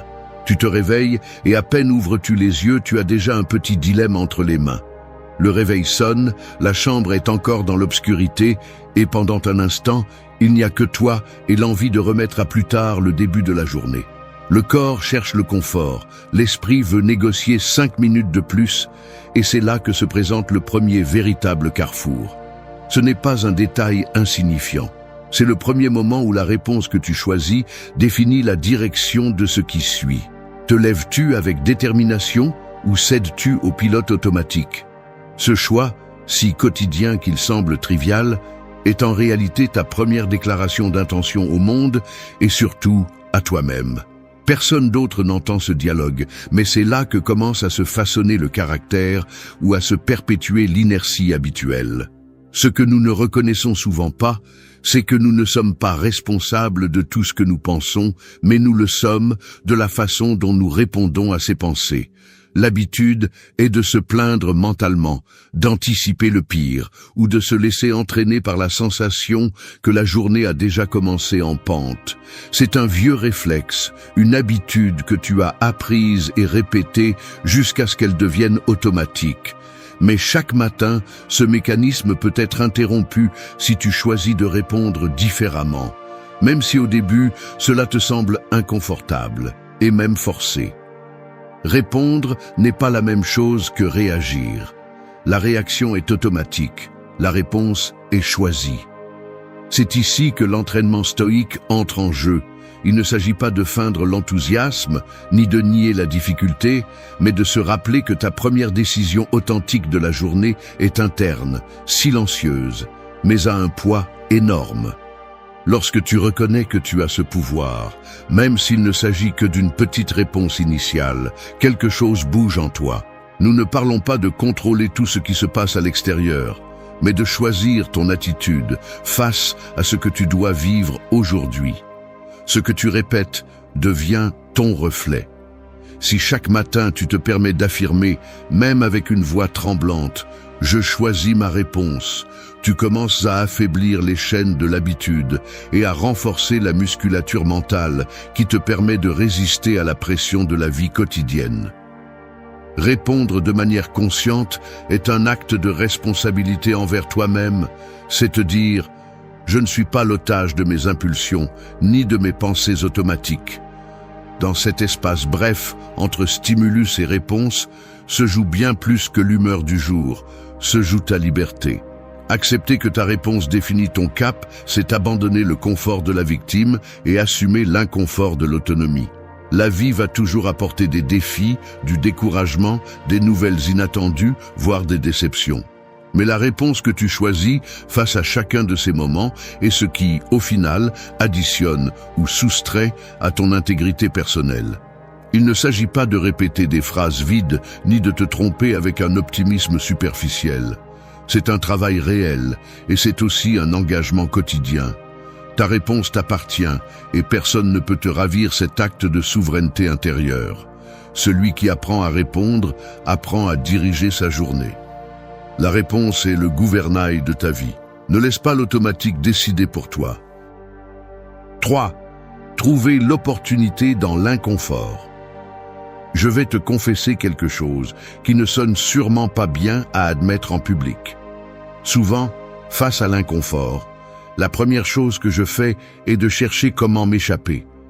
Peu importe s'il s'agit d'une conversation difficile, d'une erreur exposée ou de la sensation physique de fatigue.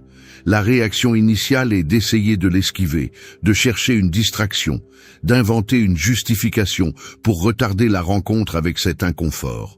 Mais si l'on prend le temps d'analyser, cet élan de fuite a un prix.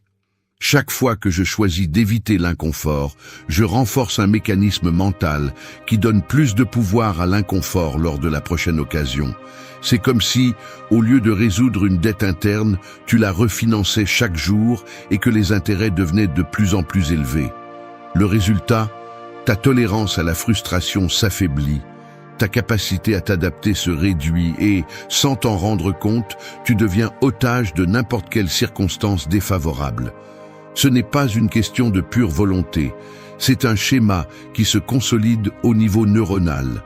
Un chemin rapide que ton cerveau préfère parce qu'il économise de l'énergie, mais à long terme, cela te rend plus faible face à n'importe quel défi. Si nous le décomposons, l'inconfort est un signal, pas une punition. C'est la notification interne que tu sors d'un mode automatique, que quelque chose est sur le point de bouger ou de se briser dans tes vieilles habitudes. Si tu ne le vois que comme un obstacle, tu perds le message qu'il apporte. Chaque fois que tu fais face à l'inconfort et choisis de ne pas fuir, tu entraînes une partie de toi que tu n'utilises presque jamais. La croissance n'est pas un cadeau, c'est le résultat de t'exposer délibérément à l'inconfort et de rester là suffisamment longtemps pour que ton esprit et tes émotions s'adaptent. Le stoïcisme n'a jamais promis une vie sans douleur, ni dégagé de difficultés. Ce qu'il offre, c'est une manière de réinterpréter ce malaise. Marc Aurèle n'a pas écrit depuis le confort, mais depuis la pression quotidienne de gouverner un empire et de faire face à l'incertitude constante. La phrase « c'est ici que se trouve la croissance » n'est pas une fantaisie motivationnelle, c'est une stratégie. Si tu associes ton moment de plus grand inconfort à l'opportunité de te renforcer, tu transformes le sens même de l'expérience. Ce que tu évites par peur finit par grandir en silence. Ce que tu affrontes avec courage devient une ressource. La neuroscience le confirme. Chaque fois que tu choisis de rester et de répondre de manière consciente face à l'inconfort, ton cerveau crée de nouvelles connexions qui rendent plus facile la répétition de ce comportement à l'avenir. Mais maintenir cet engagement nécessite de se rappeler chaque matin que l'inconfort n'est pas l'ennemi, c'est le terrain où tu sèmes des capacités. La plupart des gens veulent s'améliorer, mais presque personne ne veut être inconfortable. Accepte cela. La croissance se paie en inconfort. Si tu n'es pas prêt à payer ce prix, ne te trompe pas en espérant des résultats différents. Le muscle de la résilience s'entraîne sur un sol difficile. C'est ce qui distingue ceux qui avancent de ceux qui ne désirent que. Chaque fois que tu choisis de rester un peu plus dans cette zone où ce n'est plus toi qui commande, mais l'inconfort, tu envoies à ton esprit le message le plus puissant. C'est ici que je me renforce. C'est ici que je grandis. 4. Prends en compte ce qui se passe ici et maintenant. Il y a des moments où l'esprit ressemble à une salle d'attente mal éclairée. Des horloges qui avancent sans hâte, des murmures de souvenirs qui entrent et sortent par la porte entrebâillée, des yeux qui cherchent à se distraire de tout, sauf de ce qui se passe à cet instant précis. Le présent ne crie jamais, il chuchote à peine, et il a tendance à rester en arrière-plan pendant que l'attention se tourne vers les tâches que tu n'as pas accomplies hier ou vers les craintes de ce qui pourrait se passer demain. Mais le seul endroit où tu peux déplacer une seule pièce de ta vie est ici, sur ce plateau qui se déploie sous tes pieds en ce moment même. La plupart des gens vivent la journée comme s'ils n'étaient que des spectateurs de leur propre passage. Ils regardent leur téléphone pendant que le café refroidit, passent en revue mentalement la discussion de la nuit précédente en se brossant les dents, ressentent le pouls accéléré par des tâches futures pendant que le présent se dissout, invisible. Arrête-toi une seconde. Observe tes mains. Sens le poids de ta respiration dans ta poitrine. Le corps est ici, mais l'esprit s'échappe encore et encore. Prendre le contrôle du moment nécessite une décision inconfortable. Cesser de chercher refuge dans le passé ou le futur et prêter attention, avec toute l'attention possible, à ce qui se passe à cette seconde précise. Ce n'est pas un acte grandiloquent, c'est un geste petit, presque imperceptible, mais radical. Le stoïcisme le traduit par une affirmation simple et brutale. Aujourd'hui est ce qui compte le plus. Non pas parce que le passé est sans importance ou que l'avenir n'a pas de valeur, mais parce que c'est seulement dans ce fragment de temps que tu peux intervenir dans quelque chose de réel.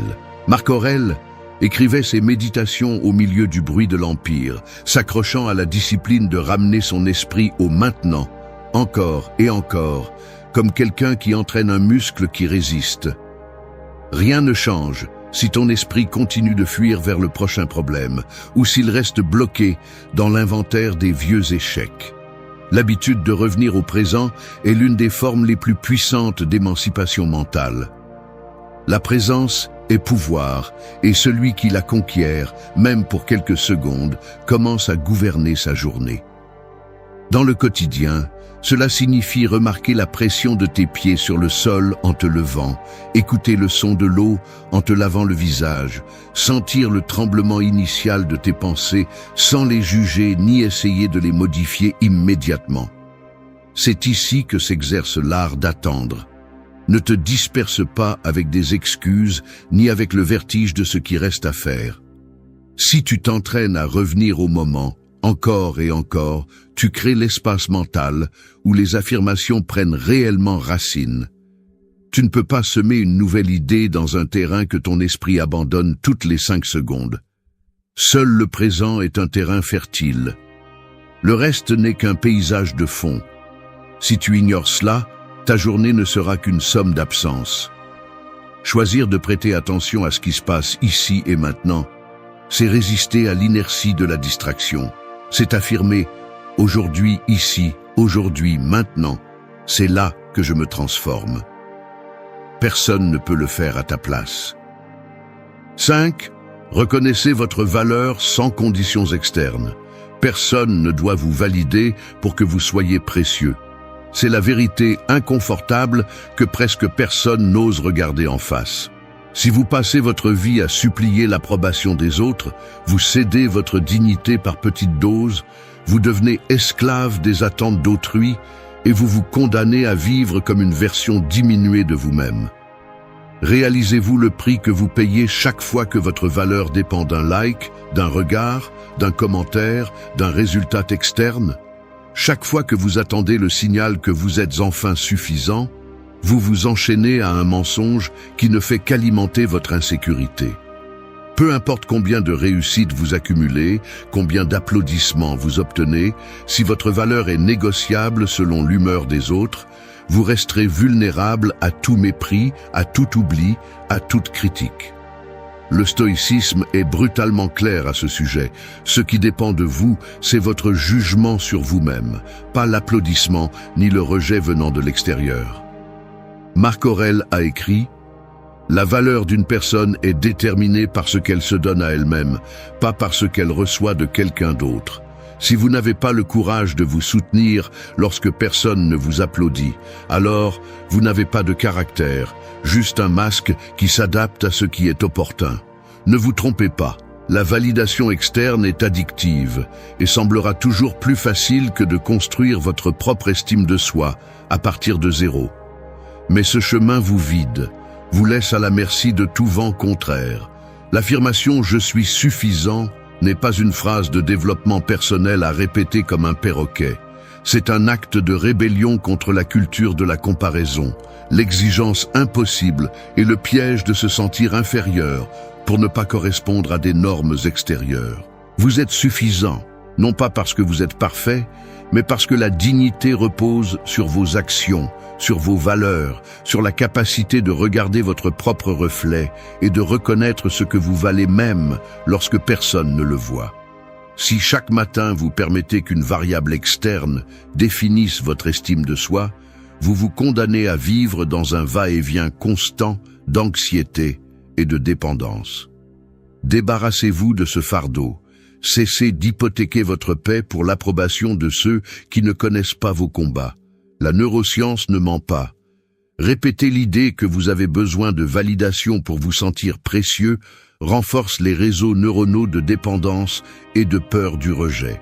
Si aujourd'hui vous osez vous affirmer, même si la voix intérieure tremble, vous commencez à réécrire ce circuit. N'attendez pas que le monde vous reconnaisse. Reconnaissez d'abord votre propre valeur.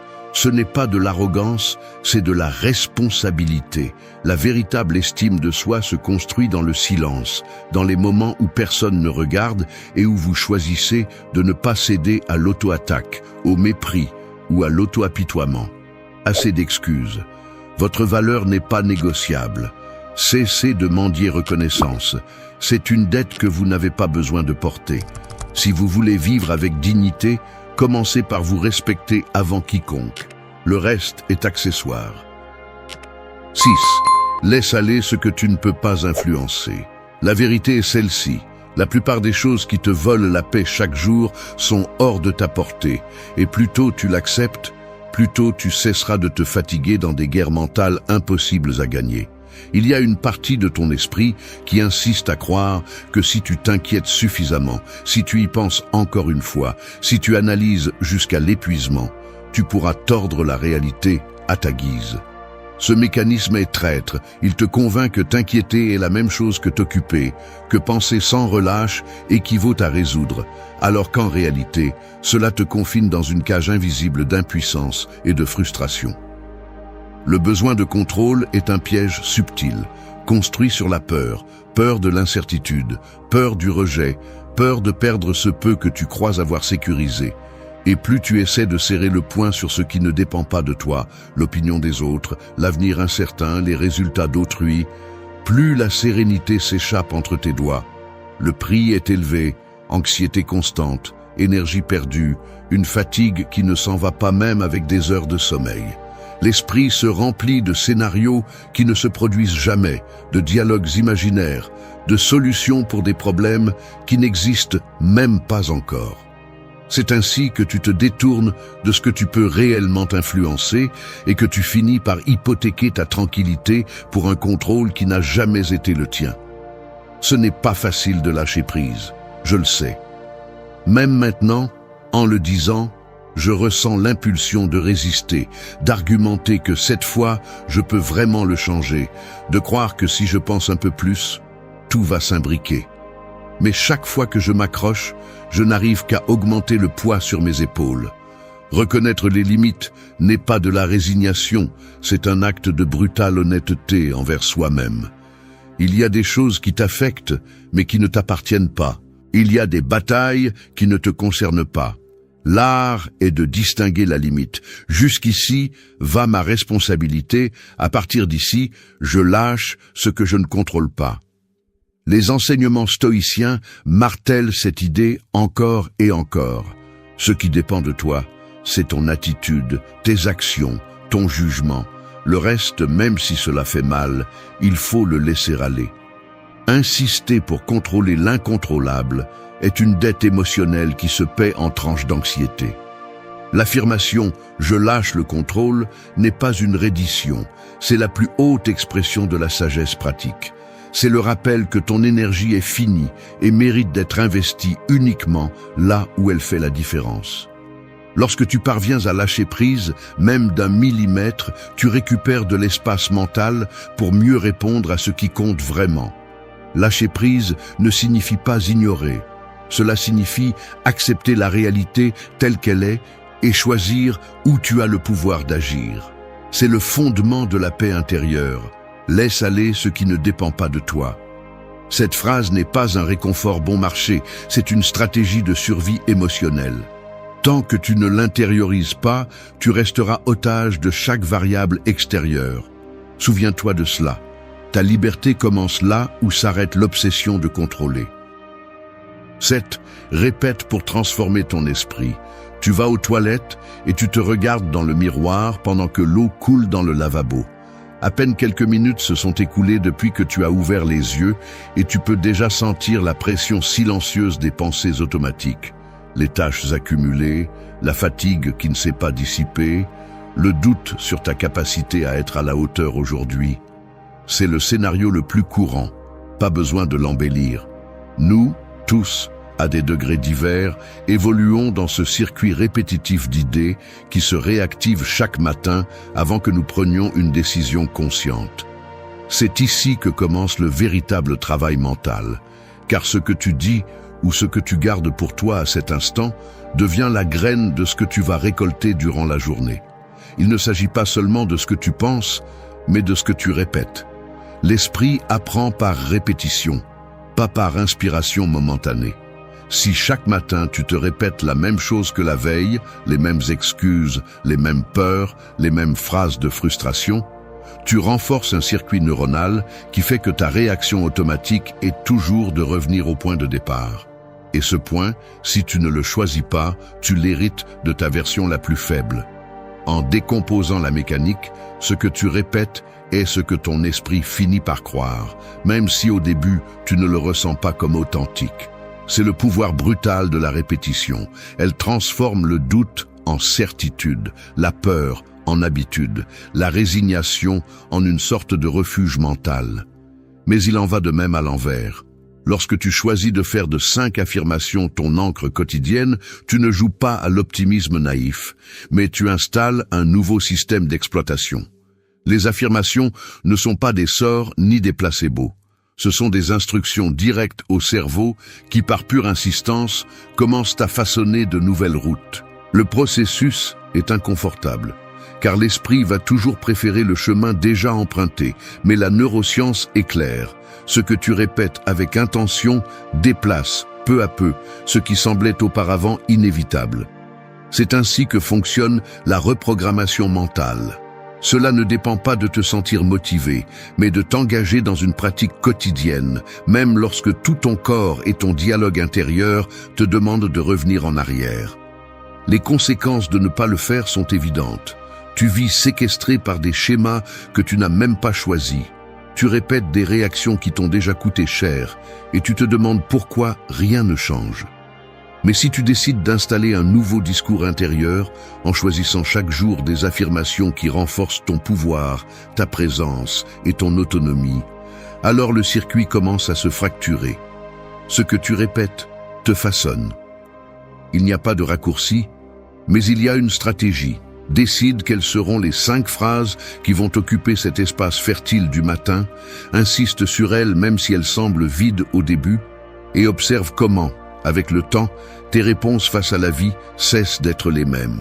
Le véritable changement ne se produit pas en un seul acte héroïque, mais dans la constance silencieuse de ce que tu choisis de répéter quand personne ne te voit. Ce n'est pas de la magie, c'est de l'entraînement. Répète pour transformer ton esprit. C'est ce qui différencie celui qui se résigne de celui qui se réinvente. 8. Parle-toi comme un allié. Je vais être brutalement honnête. Pendant longtemps, mon dialogue intérieur ressemblait plus à une tranchée hostile qu'à un espace sûr. Je me réveillais, et avant même de sortir du lit, je recevais déjà des instructions d'une voix intérieure qui ne pardonnait aucune erreur, qui passait en revue chaque défaut avec la précision d'un chirurgien, et qui, si je commettais la moindre faute, en faisait une sentence. Personne ne le remarquait, mais pendant que je me lavais le visage ou que je m'habillais, cette voix était capable de me charger d'un poids invisible qui déformait tout ce que je voyais à l'extérieur. C'était comme avancer chaque matin avec un sac à dos rempli de pierres que j'avais moi-même mises là, juste par habitude. Et le plus absurde, c'est que je ne réalisais pas que ce traitement implacable n'était pas une sorte de discipline, mais une forme de sabotage silencieux. Cela devient presque un réflexe automatique. Tu te trompes et tu t'appelles maladroit. Tu ressens de la peur et tu te reproches de ne pas être plus fort. Tu as un doute et tu t'accuses d'insécurité.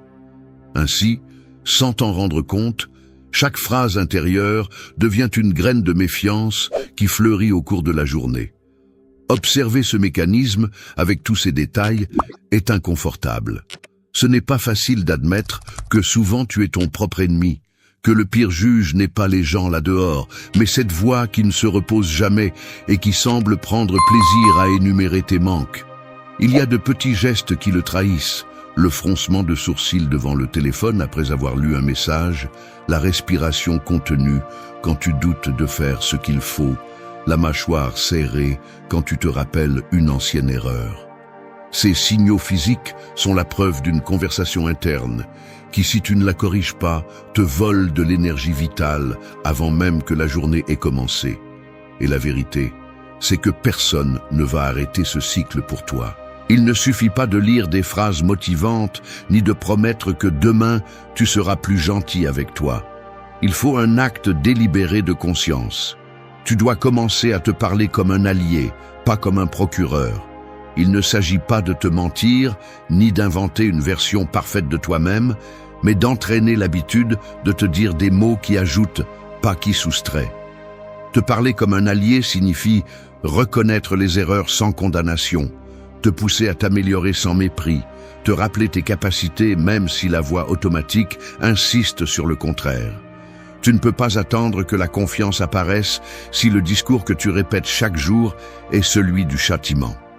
La neuroscience montre que chaque fois que tu choisis consciemment des mots de soutien et non d'attaque, ton cerveau reconfigure ses connexions, affaiblit les circuits de l'auto-attaque et renforce ceux de la résilience. Chaque phrase bienveillante et réaliste que tu te dédies est une brique dans la construction de ta force mentale. Regarde-toi dans le miroir et observe tes gestes. Ce que tu te dis là t'aiderait-il à résister à une journée difficile ou te prépare-t-il simplement à trébucher à nouveau? Les mots que tu choisis sont les outils avec lesquels tu élèves ou détruis ton propre moral. Fais de ton dialogue intérieur un refuge où tu peux te reposer, même si le monde extérieur est un terrain hostile. Ce que tu te répètes en privé forge ton caractère en public. À partir d'aujourd'hui, chaque fois que la vieille voix de la critique apparaîtra, remplace-la par celle d'un allié. Ce n'est pas de la faiblesse, c'est une stratégie de survie. Te parler comme un allié, c'est cesser d'être ton propre obstacle et commencer à être ta plus grande ressource. 9. Ne nie pas la douleur, dirige ta réaction.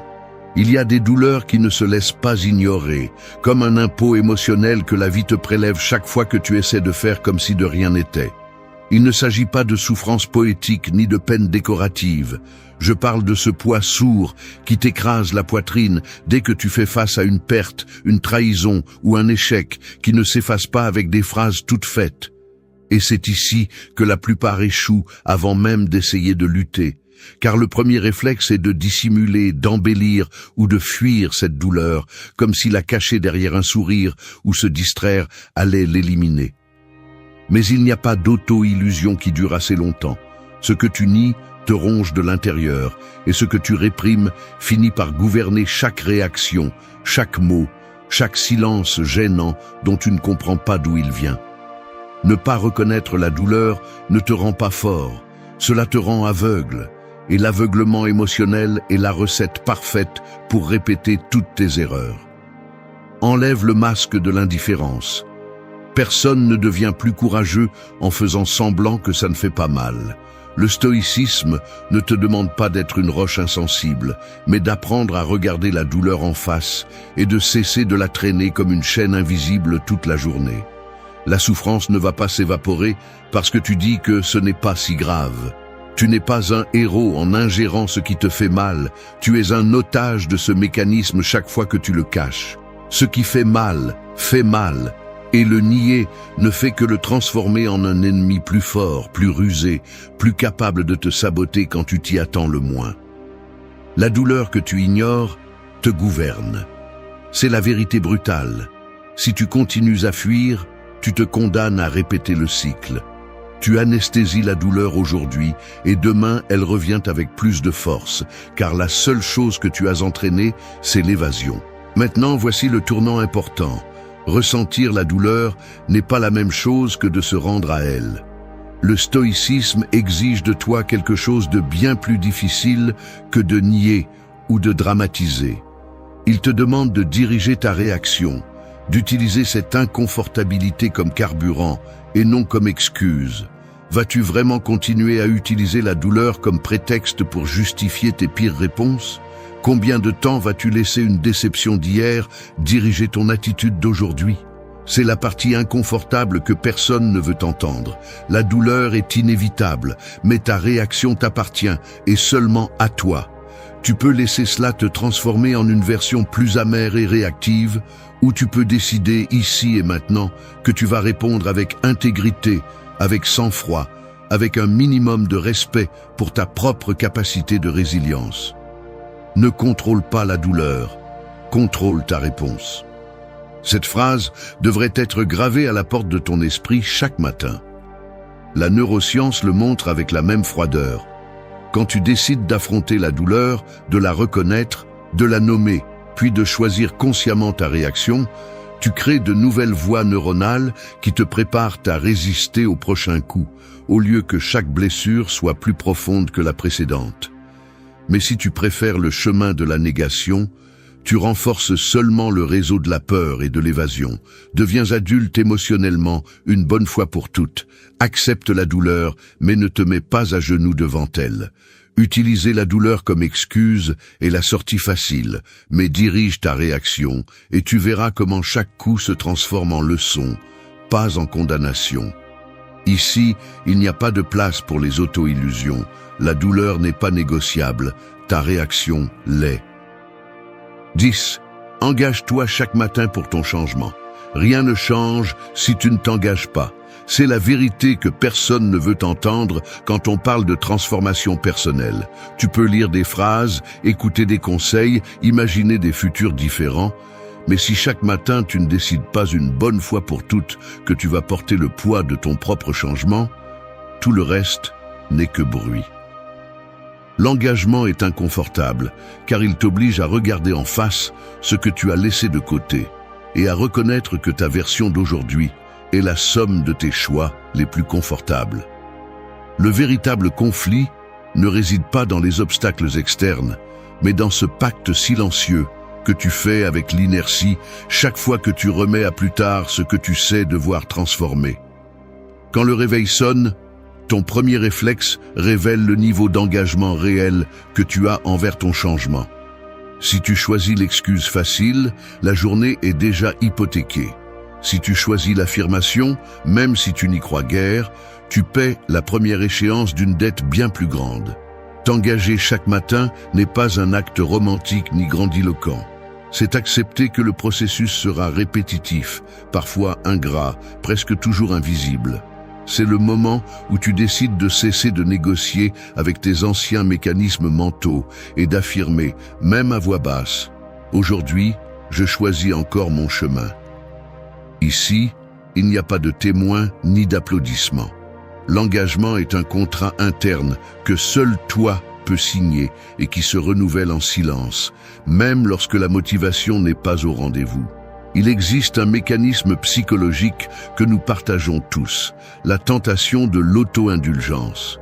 Elle se déguise en autocompassion, en fatigue justifiée, en promesse pour demain. Chaque fois que tu cèdes, tu renforces la croyance que tu peux reculer sans coup. Mais le prix existe, la confiance en soi s'érode et l'esprit apprend que tes mots pèsent peu. Ce que tu ne soutiens pas te soutient contre. C'est la sentence qui marque la différence entre la transformation et la résignation. Le véritable engagement dérange, car il exige une cohérence quotidienne, pas la perfection. Il y aura des jours où tu répéteras les affirmations par pure discipline, sans ressentir de changement. C'est justement là que se forge le caractère. L'esprit cherche des raccourcis, veut des preuves rapides, des résultats immédiats. Mais la neuroscience est claire, les nouveaux circuits se créent à force de répétition, et chaque répétition est un petit acte de foi. Le conflit interne surgit lorsque la vieille voix te demande des preuves et que la nouvelle à peine balbutie. C'est le moment de plus grand pouvoir, car rester est plus douloureux qu'avancer. Les croyances ne se transforment pas par inspiration, mais par un engagement soutenu. N'attends pas de te sentir prêt. L'engagement est de décider sans garantie, de choisir ton changement avant qu'il ne se remarque. La volonté vaut plus que l'émotion. Cette phrase, bien qu'elle fasse mal, est celle qui sépare celui qui se réinvente de celui qui ne le souhaite que. Engage-toi chaque matin, même si c'est entre doutes. Ce contrat avec toi-même est le seul investissement qui ne se dévalue jamais. Si aujourd'hui tu répètes l'affirmation, si aujourd'hui tu tiens ta parole, alors aujourd'hui tu as déjà changé quelque chose. Que personne ne te dise le contraire, l'engagement quotidien est le véritable muscle du changement. Merci d'être resté jusqu'à la fin de la